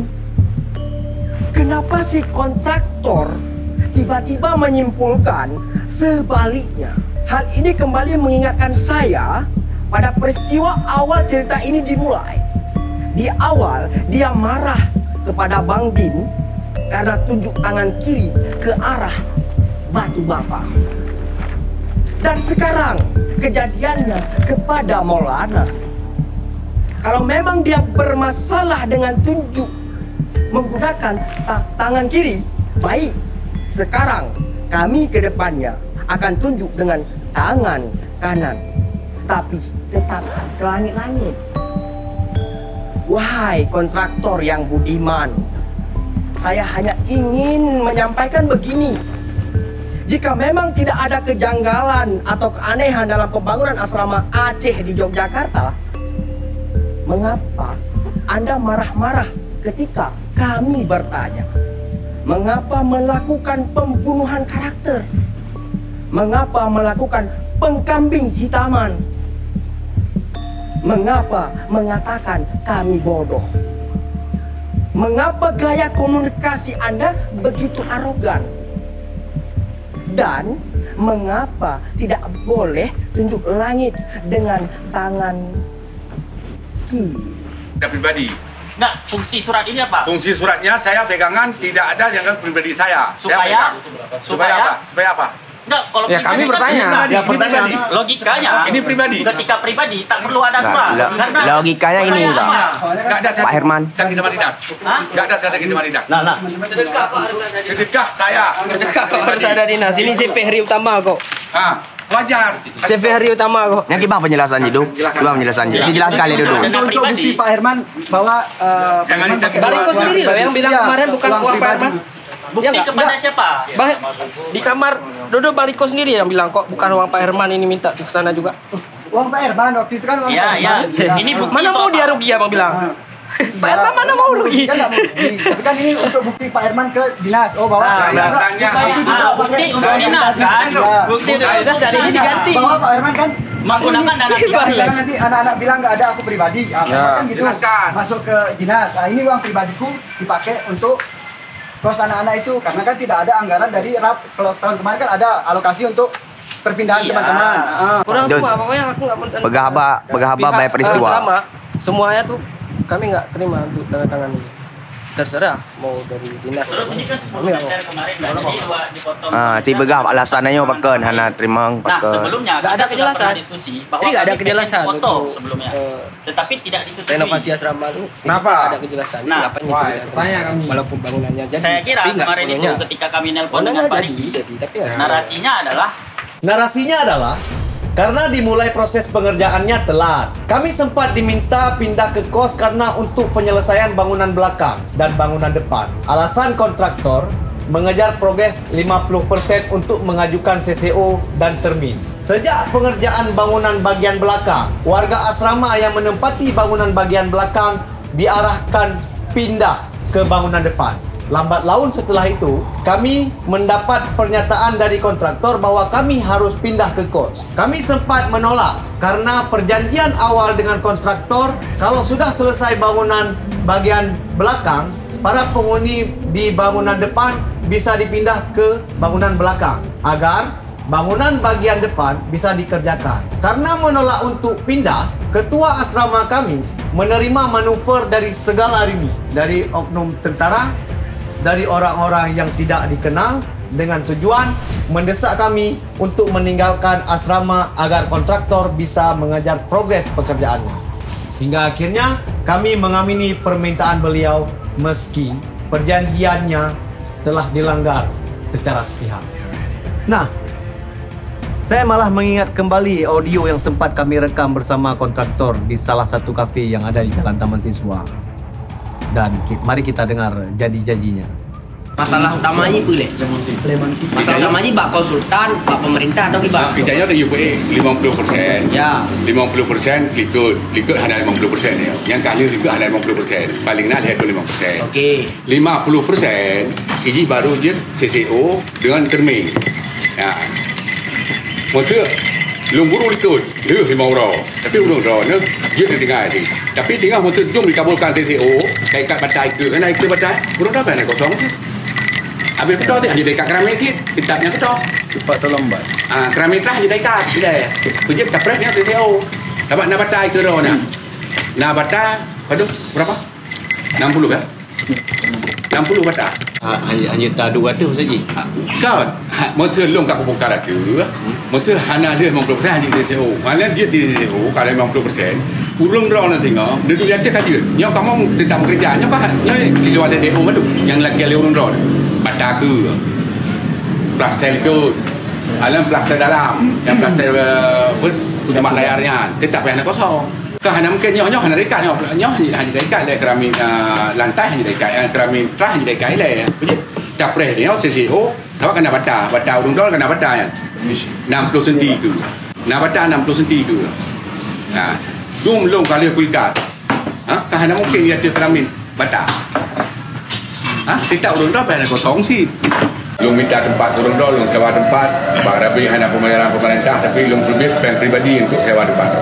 Dalam sebelum dialog di dalam audio itu terjadi pada sore 7 Oktober 2022 di Oase Cafe, Jalan Taman Siswa. Kami duduk bersama kontraktor perihal alasan bahwa warga asrama haruslah pindah ke kos agar kontraktor bisa mengejar termin. Ada satu hal janggal atas alasan beliau terkait pemasangan bata di taman yang ada di lantai 2, bahwa pemasangan batu bata dengan tinggi 60 cm untuk taman di balkon lantai 2 tidak bisa dipasang dahulu karena pekerjaan lapangan belum mencapai progres 50%.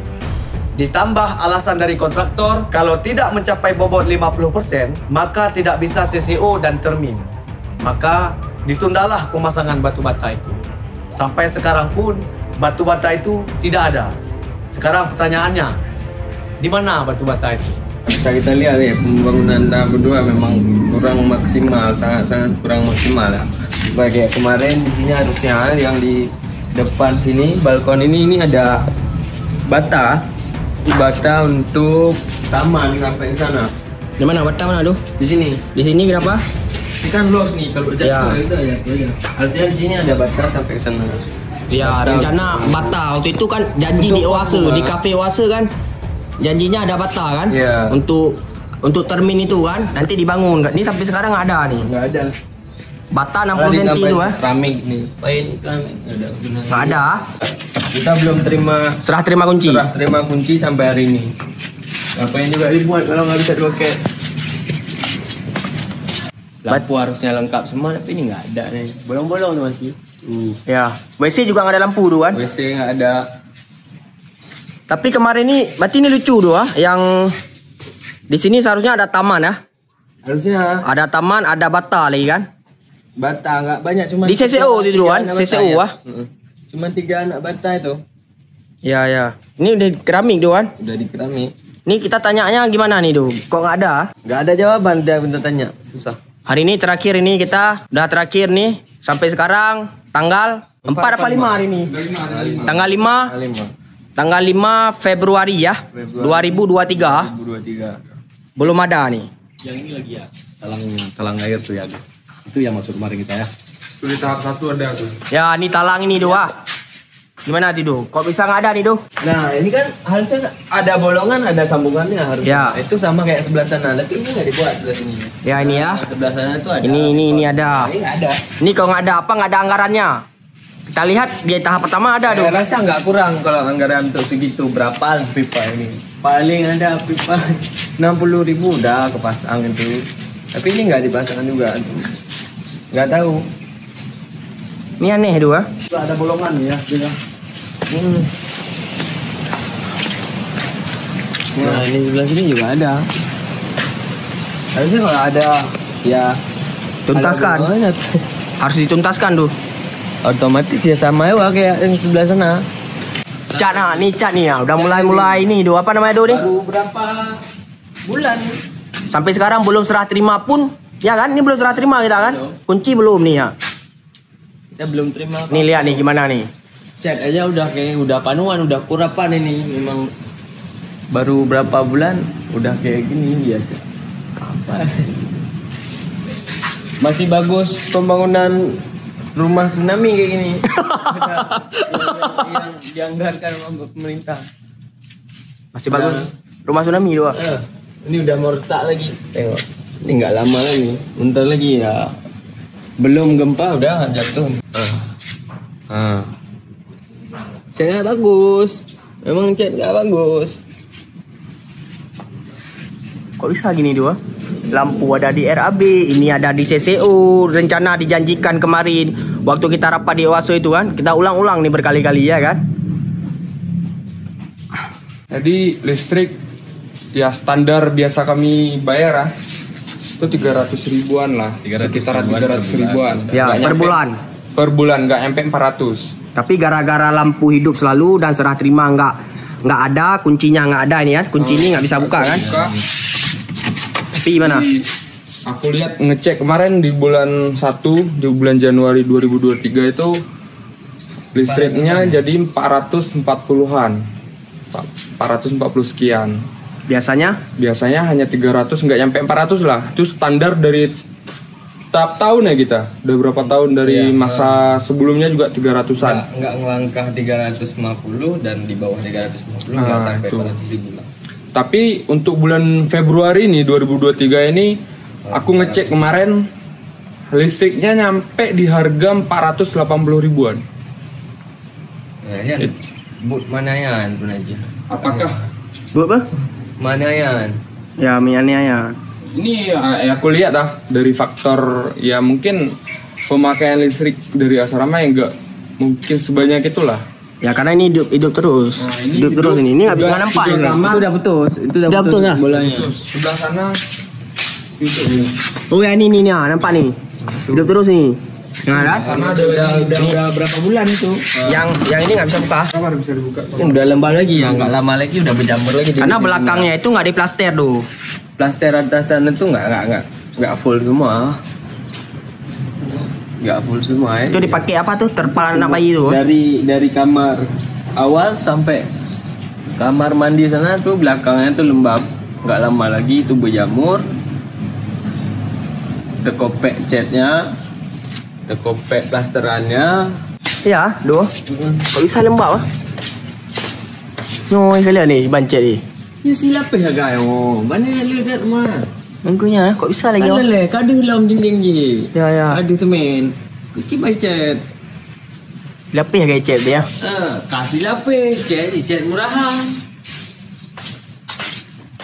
Lampu dah pasang ni. Lampu dah pasang ni. Saboh kan? Pun lampu. Oh, dijanji waktu di OASA ada ikut di OASA kau? Tak ada. Dodo yang ikut di OASA. Kita dipindah 60 tu tiga batang bataku. Bata.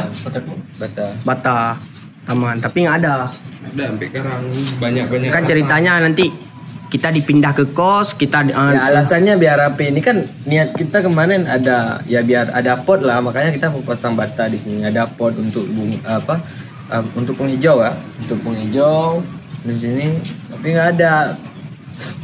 Tapi dijanjikan tuh. Iya, dipasang, ada dia kayak gitu. Tapi kalau memang itu nggak dipasang bata, harusnya itu kan ada dananya ya. Nah, kenapa nggak dipasang? CCU katanya, CCU ya. Untuk dialihkan. Dialihkan. Tapi nggak ada. Ini buktinya nggak ada, kosong. Sampai sekarang nih. Sampai sekarang.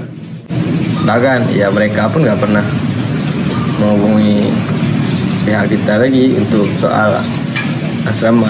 Kita mau nanya masa perawatan aja nggak tahu ke siapa, nggak tahu sama siapa.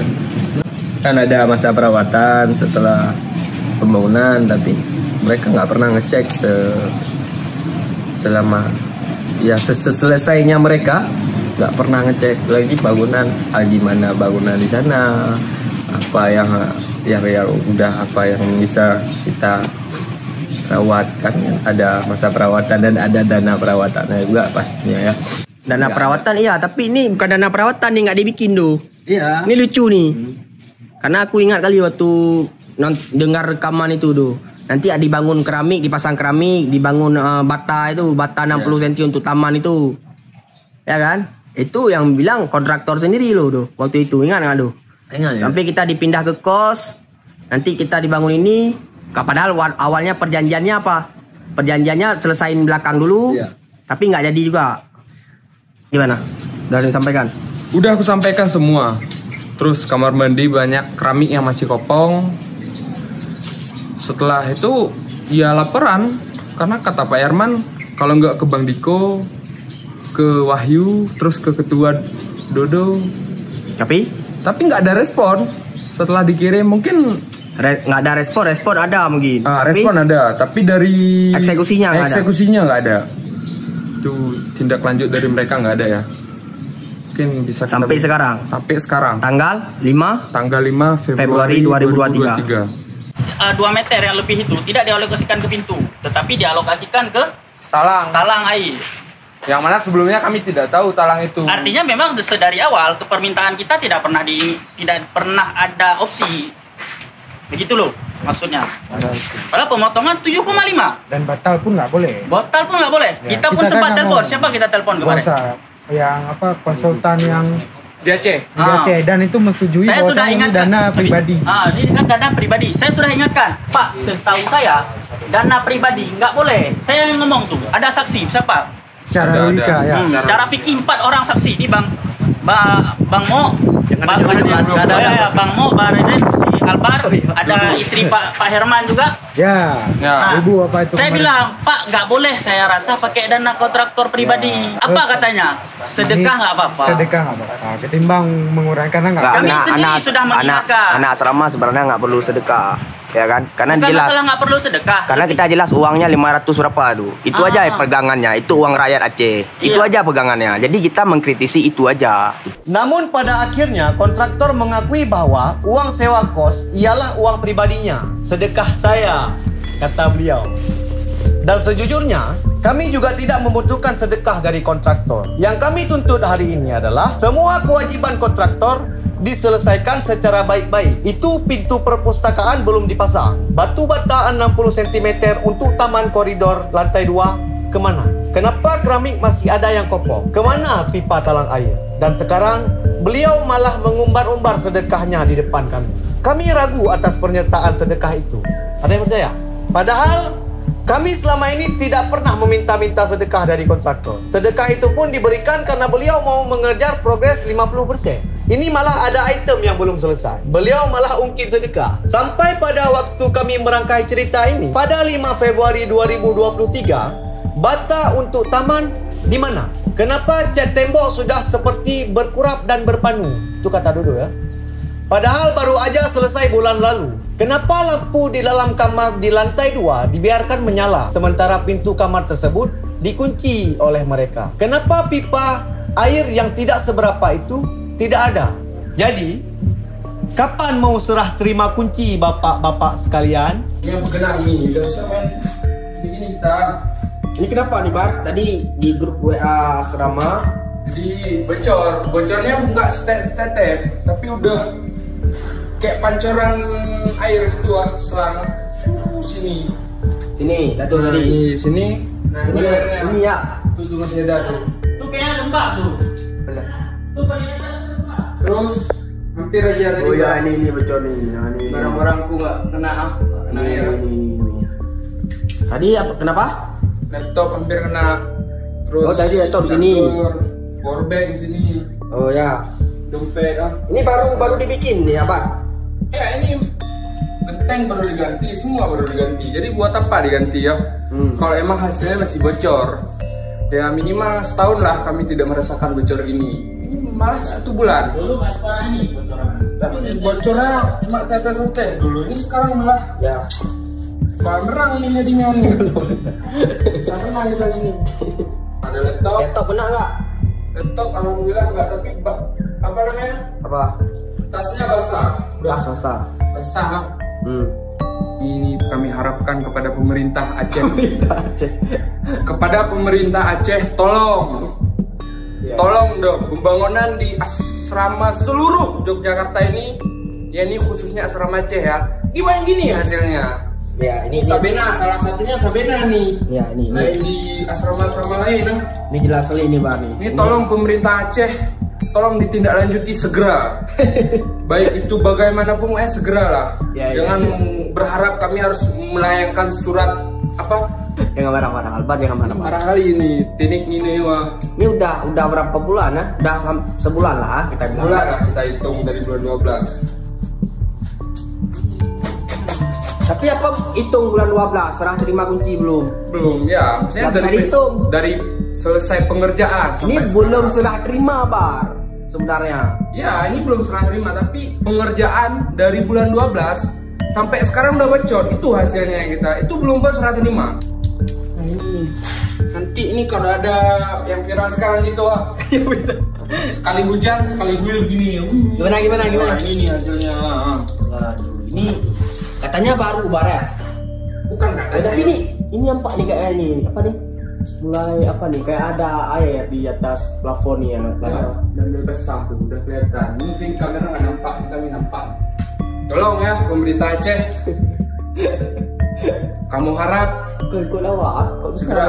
segera ditindaklanjuti ataupun lahum nyampe. Kalau kok bisa baru udah bos. Ya, 60 ya. Lah dengan laptop. Nah itu dari sela-sela dindingnya. Itu dinding tuh. Ini ya. Nah itu bocor kalau ya, hujan. Ya. Airnya netes ke sini, ini basah. Ya, berarti ada kejanggalan di sini. Ya. Kenapa bisa bocor? Itu tolong pemerintah Aceh harap segera dicek sendiri ke sini. Kok bisa? Kenapa? Ini mahasiswa Aceh, orang Aceh sendiri, nggak ada orang-orang lain sini. Kok Aceh mendumo? Awak lu mau tak kengon si, awak gayo. Ini si tinggal lu.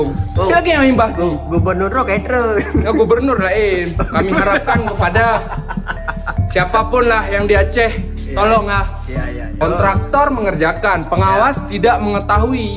Ini pengawas apa gunanya nih kalau nggak diawasi? Mungkin pengawas bisa juga dicek tuh. Jadi untuk apa dia ngawas bangunan pekerjaan? Tanggal berapa ini, Bar? Ini tanggal berapa? Tanggal 7. Ini udah masuk tanggal 8. Ini jam 12 malam kita videonya. Bodoh berbicara soal sedekah-sedekah itu. Karena kami sadar, makanya kami bilang, Pak, nggak boleh pakai uang dana pribadi. Nggak apa untuk sedekah, dibilang. Kenapa nggak mengurangi aja? Biar Baradem. Jadi sebenarnya kemarin itu kan akhirnya kan kita nggak boleh. Opsi 8 nggak boleh. Opsi buat ataupun membatalkan itu juga nggak boleh. Jadi harus dibuat di hari itu ya. Di hari itu sesuai Pak Herman boleh. Pokoknya ini harus buat. Akhirnya kita nggak tahu. Akhirnya udah habis itu disetujui sama Bapak konsultan Pak Said itu. Akhirnya ya udah yang pipa 2 ini di pipa yang di atas ini dikasih lah untuk sedekah. Nah mungkin udah di bahwasannya itu nggak boleh sedekah. Akhirnya udah disedekahkan. Intinya kemarin itu kan bahasanya ya itu sesuai dengan persetujuan. Nah kenapa udah ini bahasanya lain lagi, bukan sedekah kayak tadi saya dengarkan. Nah itu kan udah lucu. Seperti itu. Konsultan tahu nggak apa yang dilakukan ini semua? Kenapa kemarin itu harus ditelepon ke Aceh, konsultan di Aceh? Padahal konsultan kita ada di sini. Kan dari konsultan sini kan emang nggak ini tidak memberikan solusi.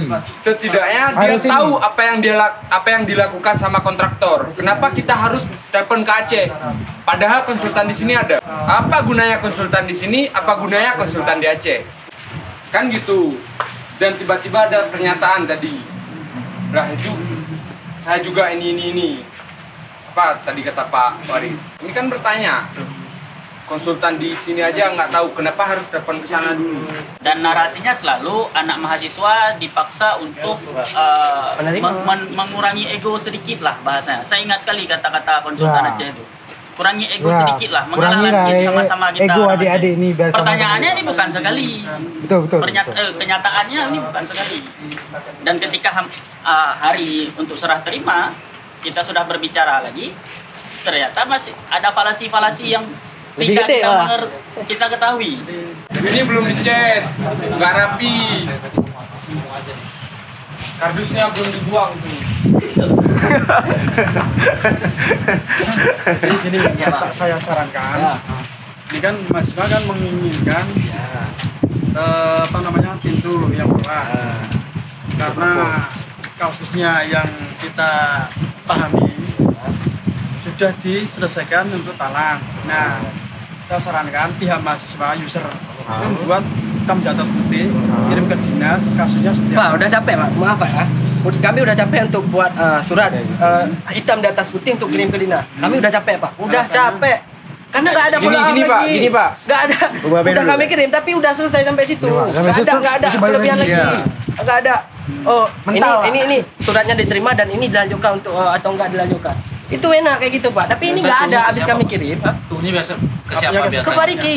Kemarin itu Bang Said sama Bang Said sempat kita tanya juga apakah itu suratnya dari kami mahasiswa untuk untuk permintaan pemerintah itu. Jawabannya apa? Tanda tangan mahasiswa itu tidak berharga.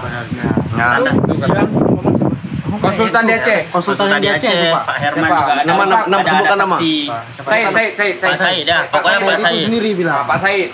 Pas waktu itu kami video call tentang pembangunan kanopi. Tanda tangan kami itu tidak ada gunanya. Misal pun kita lakukan sekali lagi ya.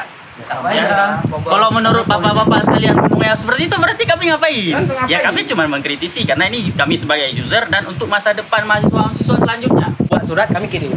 Apa permintaan kami, apa keluhan kami kirim sana, betul? Gitu. Jadi udah kami kirim tapi nggak ada kelanjutan, ngapain gitu loh? Udah capek Pak, bukan satu dua kali lagi. Sendiri yang datang ke sini kemarin tentang masalah pengurangan kanopi, masalah plasteran belakang. Kanopi sebelum dibangun kanopi. Nah ini sebelum pembangunan ya, sebelum pembangunan. Jadi ngapain lagi Pak? Pembangunan kanopi sebelum plasteran, sebelum semuanya. Soalnya kami juga jangan hitam di atas putih nanti kayak tadi lagi bawa hitam lagi. Tadi intinya keluhan-keluhan si ketua karena kan kami musyawarah nih Pak. Musyawarah setiap kami ada musyawarah. Jadi Dodo mewakili kami. Jadi kami juga tahu sebenarnya apa permasalahan. Ini permasalahan belum selesai kita suruh teken. Nah itu gimana tuh kelanjutannya?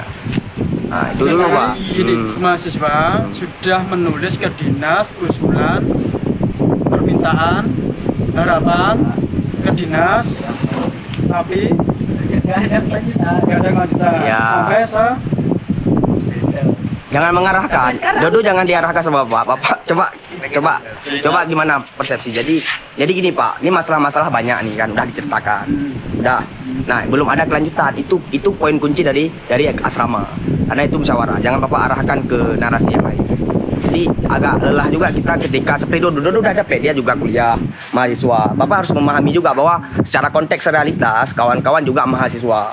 Itu loh Pak. Nah, jadi permasalahannya sekarang nggak ada kelanjutan. Itu poinnya. Itu kuncinya. Sebenarnya sekarang permasalahannya perkara koordinasi bapak-bapak sebenarnya. Bagaimana menyelesaikan ini? Kalau udah selesai kami berapa buah teken hitam dan putih semua suruh teken, kami teken. Itu sebenarnya kan kita waktu itu rapatkan sama-sama gitu. Karena berbicara koordinasi. Dodo adalah kami pilih untuk mewakili kami ya kan, mewakili kami berbicara. Dodo pun sebenarnya sudah lelah. Akhirnya kami bilanglah Bar, coba Albar, kadang coba Arina, ganti Dodo capek juga. Itu gitu loh Pak, itu masalah komunikasi sebenarnya. Nah itu nggak tahu nih apakah ada pengaruh politik dan sebagainya, kami kurang paham. Nah, cobalah Bapak pikir sama-sama kan. Jangan, kami ini mahasiswa cuma perannya mempertanyakan, mengkritisi kan, peran mahasiswa seperti itu.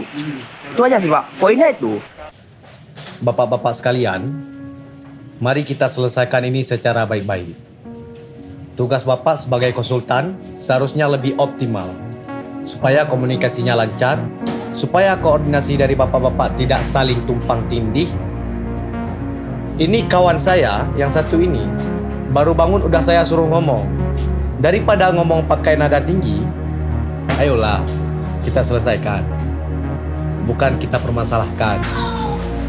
Sebenarnya, ini semua berpunca pada item-item yang tidak diselesaikan dari tahap 1 hingga tahap 2. Kami paham bahwa negara ini menganjurkan kami untuk bertutur secara baik-baik, meskipun dalam keadaan rugi.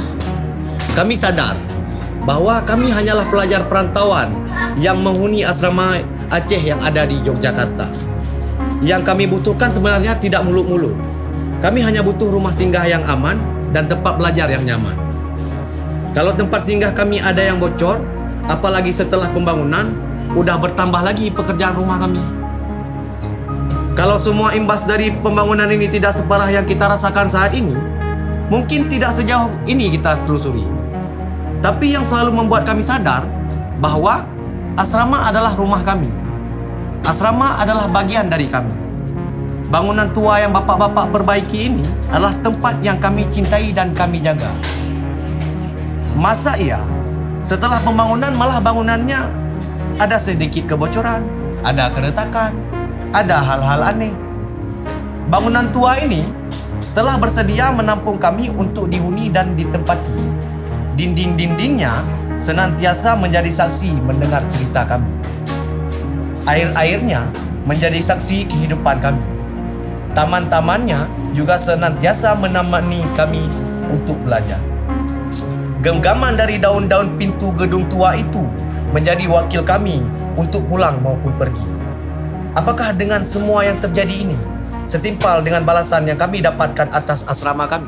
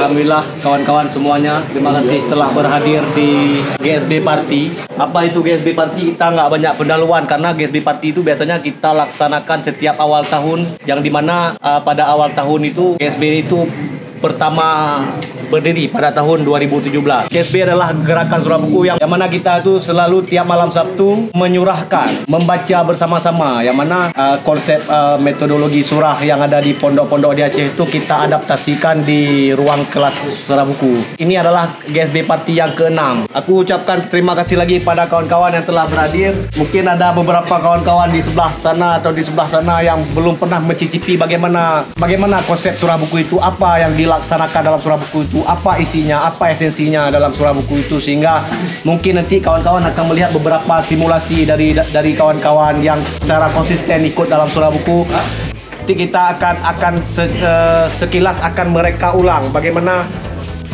surah itu, bagaimana praktik surah itu dijalankan selama 6 tahun ini.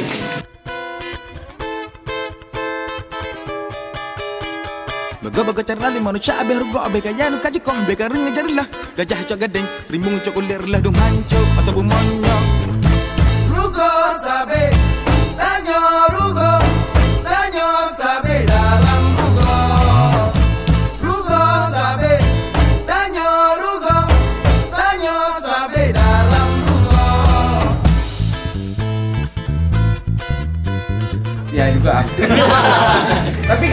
Ada dikasih ini, ada dikasih spray. Mungkin aku suruh angkat dulu apa? Nah, itu dia. Itu bahasa TikToknya gaya elit ekonomi sulit. Bentar. Mirip. Ada checklistnya, nggak apa-apa. Saudara. Jadi, Anda selesai. Ya, sebenarnya itu prolognya yang nggak penting. Yang pentingnya di sini, ketika bicara piramida, hasrat orang di piramida yang paling bagian bawah itu dia nggak banyak itu. Sehari-hari yang penting itu bisa makan aja gitu. Tapi yang di atas ini kan lain hasratnya. Pokoknya hari Minggu masuk klub, pokoknya malam Sabtu kumpul di sana presiden dan lain-lain begitu kan. Nah, pun ketika di bagian piramida paling bawah ini mulai berpikir artinya akan muncul kesadaran kelas gitu. Bahwa saya di piramida paling bawah begitu. Ayolah kita rombak piramida ini kan gitu. Kalau kita berbicara sistem piramida kan gini ya. Gimana gini kan? Artinya secara totalita jumlah orang itu lebih banyak di yang paling bawah begitu. Sehingga ketika piramida itu dibalik gitu, lebih menarik. Kita menikmati surah malam ini ya. Kita tutup saja dan kita lanjutkan puisi-puisi ataupun cerita ataupun cerpen lah. Saya awali dengan bertanya. Yuk, selemah-lemahnya iman bacakan puisi. Yes. Ini kenikmatan statis bebek. Berdiri tegak. Lihat apa yang dilihat, laksanakan apa yang dilaksanakan, dibilang. Pengumuman pada malam berbahagia ini telah digelar pertunjukan sandiwara. Yang pemeran utamanya tidak lain dan tidak bukan adalah seorang aktor yang terkenal. Seorang aktor yang berbakat, bermartabat, berketurunan mulia yang termasyhur di seluruh daratan asrama Aceh Yogyakarta. Aku membacakan yang tidak ada judulnya. Hanya ini aku bayangkan dari puisi teman-teman tadi. Aku sedikit kasih sebangsa prolog mungkin ya. Kenapa sih kita masih membaca puisi gitu kan? Padahal apalah gunanya gitu kan? Hanya sebatas ya kata-kata. Tapi ya lantaran kata-kata seorang tonggos, giginya maju, matanya hilang sebelah, Wiji Tukul hilang. Soeharto takut dengan hanya beberapa kata saja, hanya ada satu kata Wiji Tukul, lawan. Dia hilang, Soeharto tumbang. Karena Selat Malaka bukan lagi urusan kita. Bisa pula gunung-gunung megah itu kini seperti palung juga gulita. Mungkin pohon tualang tak lagi rimbun hingga rapai hanya menegaskan martabat para raja. Atau belantara hutan tak layak lagi untuk kita bergerilya. Maka sepakat atas nama ketertiban dan kemaslahatan bersama. Memang, tapi menyebalkan tetap menyebalkan. Sepakat bukan? Sepakat. Kau suruh aku memegang prinsip, kau suruh aku kaku. Kau suruh aku toleran, kau bilang aku pelin-pelan. Aku harus bagaimana? Kami untuk kontraktor. Iya.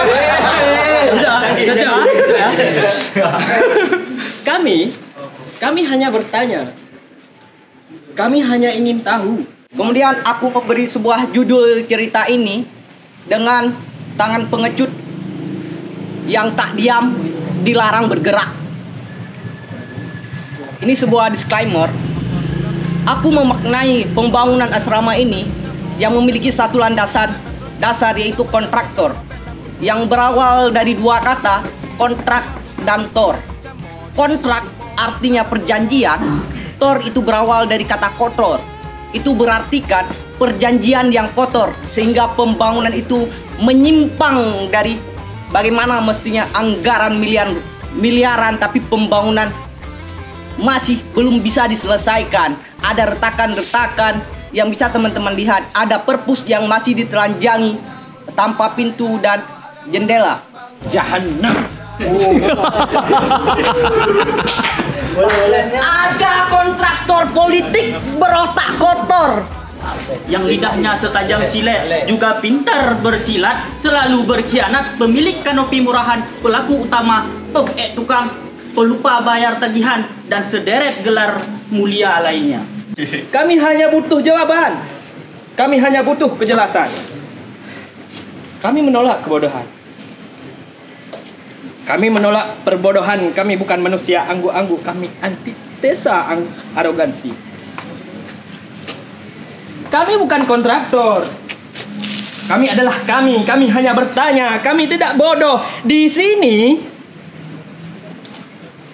kami belajar retorika. Kami belajar logika. Kami belajar dialektika. Kami memaknai Sokrates. Rumah ini dibangun di atas darah. Daging-daging menjadi dinding, tulang-tulang menjadi tiang penyangga. Rumah ini dibangun dari sejarah dan bunyi dan sunyi. Rumah ini dibangun dengan nafas, dengan jiwa, dan dengan sederetan nama-nama, dan dengan sederetan nama di batu nisan. Kita anak-anak yang penuh luka pada ingatan tak lagi mengingat bahwa konsep damai MOU bisa saja sia-sia. Sebab mana ada perang yang usai kawan, ia hanya mereda saat Otsus masih ada. Aku kau suruh memilihmu sebagai wakilku. Sudah kupilih. Kau bertindak sendiri semaumu. Kau bilang aku selalu memikirkanmu. Aku sapa saja kau merasa terganggu. Aku harus bagaimana? Sumurku dibuang tai. Sumurku dibuang tai. Pengawas, pengawas, pengawas yang menamakan dirinya pengawas. Dia hanya mengawal ketika uang keluar. Katanya pembangunan, katanya pembangunan. Kami kritik, si Loreng bertamu. Aman saja. Rimung Aulia, Rimung Aulia. Tugasnya berpindah menjadi pengabdi si Herman. Sensor ya. Sensor ya. Jadi sensor suara kambing itu. Kami kritik ada Intel Cukong bertamu dengan katanya saudara. Pembangunan mengatasnamakan dirinya keluarga. Hei kawan, ini pembangunan bukan keluargamu.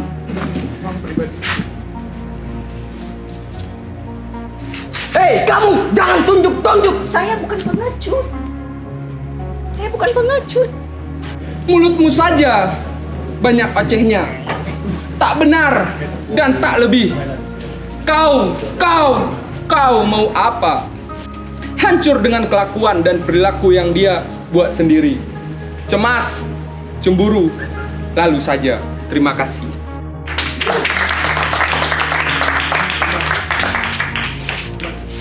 Kontra aktor, kontra aktor, kontra aktor, kontra aktor. Selamat menikmati. Wih. Keren. Itu kepleset dikit kontraktor. Astaga. Kenapa diperjelas? Kau tidak akan pernah mampu tidur nyenyak. Dinding-dinding akan menimpa tubuhmu, batu-batu akan mendidih dalam dadamu. Rumah ini masuk dalam tenggorokanmu dan pecah dan rubuh dan berhambur. Di atas hamburan itulah rumah ini dibangun. Pasir, batu, kayu masuk dalam tenggorokanmu mencekik-cekik sisa kemanusiaan. Sebab bukan lain, sebab rumah ini memang untuk anak-anak bunyi, anak-anak ngeri, anak-anak darah, dan untuk anak-anak sejarah. Bukan hanya untukmu. Demikianlah aku ceritakan hal ihwal bagaimana rumah ini dibangun. Sekian, terima kasih. Untuk menunjuknya, mataku dilarang untuk melihat kerusakan yang dia ciptakan. Kami hanya melihat bagaimana fenomena sosial lalu mengkritiknya. Kami bukan mengkritik Tuhan, kami hanya mengkritik pembangunan yang mengatasnamakan rakyat Aceh. Namun kami dilarang bersuara karena kami mahasiswa yang tak punya hak apa-apa. Ya. Kau bilang bicaralah. Aku bicara, kau bilang aku ceriwis. Kau bilang jangan banyak bicara. Aku bungkam, kau tuduh aku apatis. Aku harus bagaimana? Kau bilang kritiklah. Aku kritik, kau marah. Kau bilang carikan alternatifnya. Aku kasih alternatif, kau bilang jangan mendikte saja. Aku harus bagaimana? Aku bilang terserah kau tidak mau. Aku bilang terserah kita, kau tidak suka. Aku bilang terserah aku, kau memakiku. Kau ini bagaimana? Atau aku harus bagaimana? Terima kasih.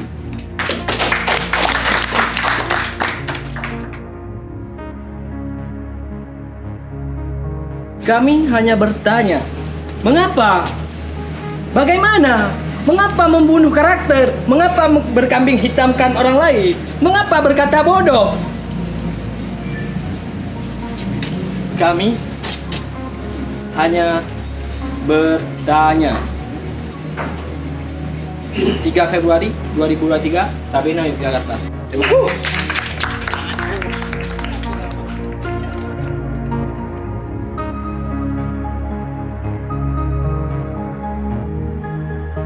Sekian cerita dari kami.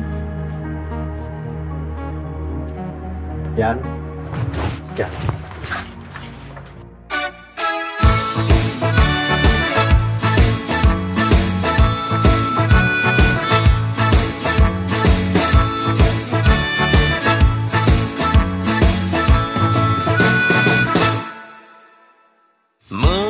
Menyobui kak dipuja-puja, lambung bak panjo dipanjat sigra. Menyobui kak dijoku ule kudo, cilakan anggro dikong puyang na.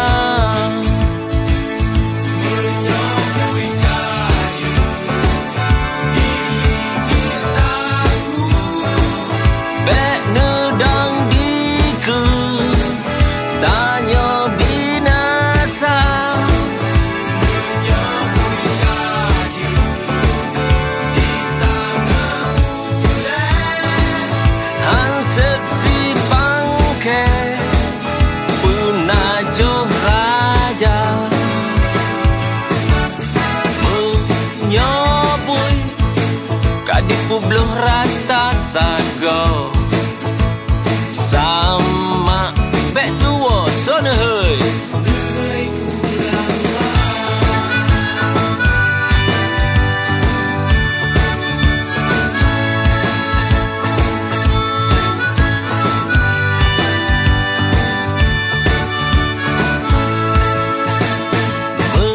Menyobui kadik kemekop lam nanggro, kelimeh getanyo mesapa tanah.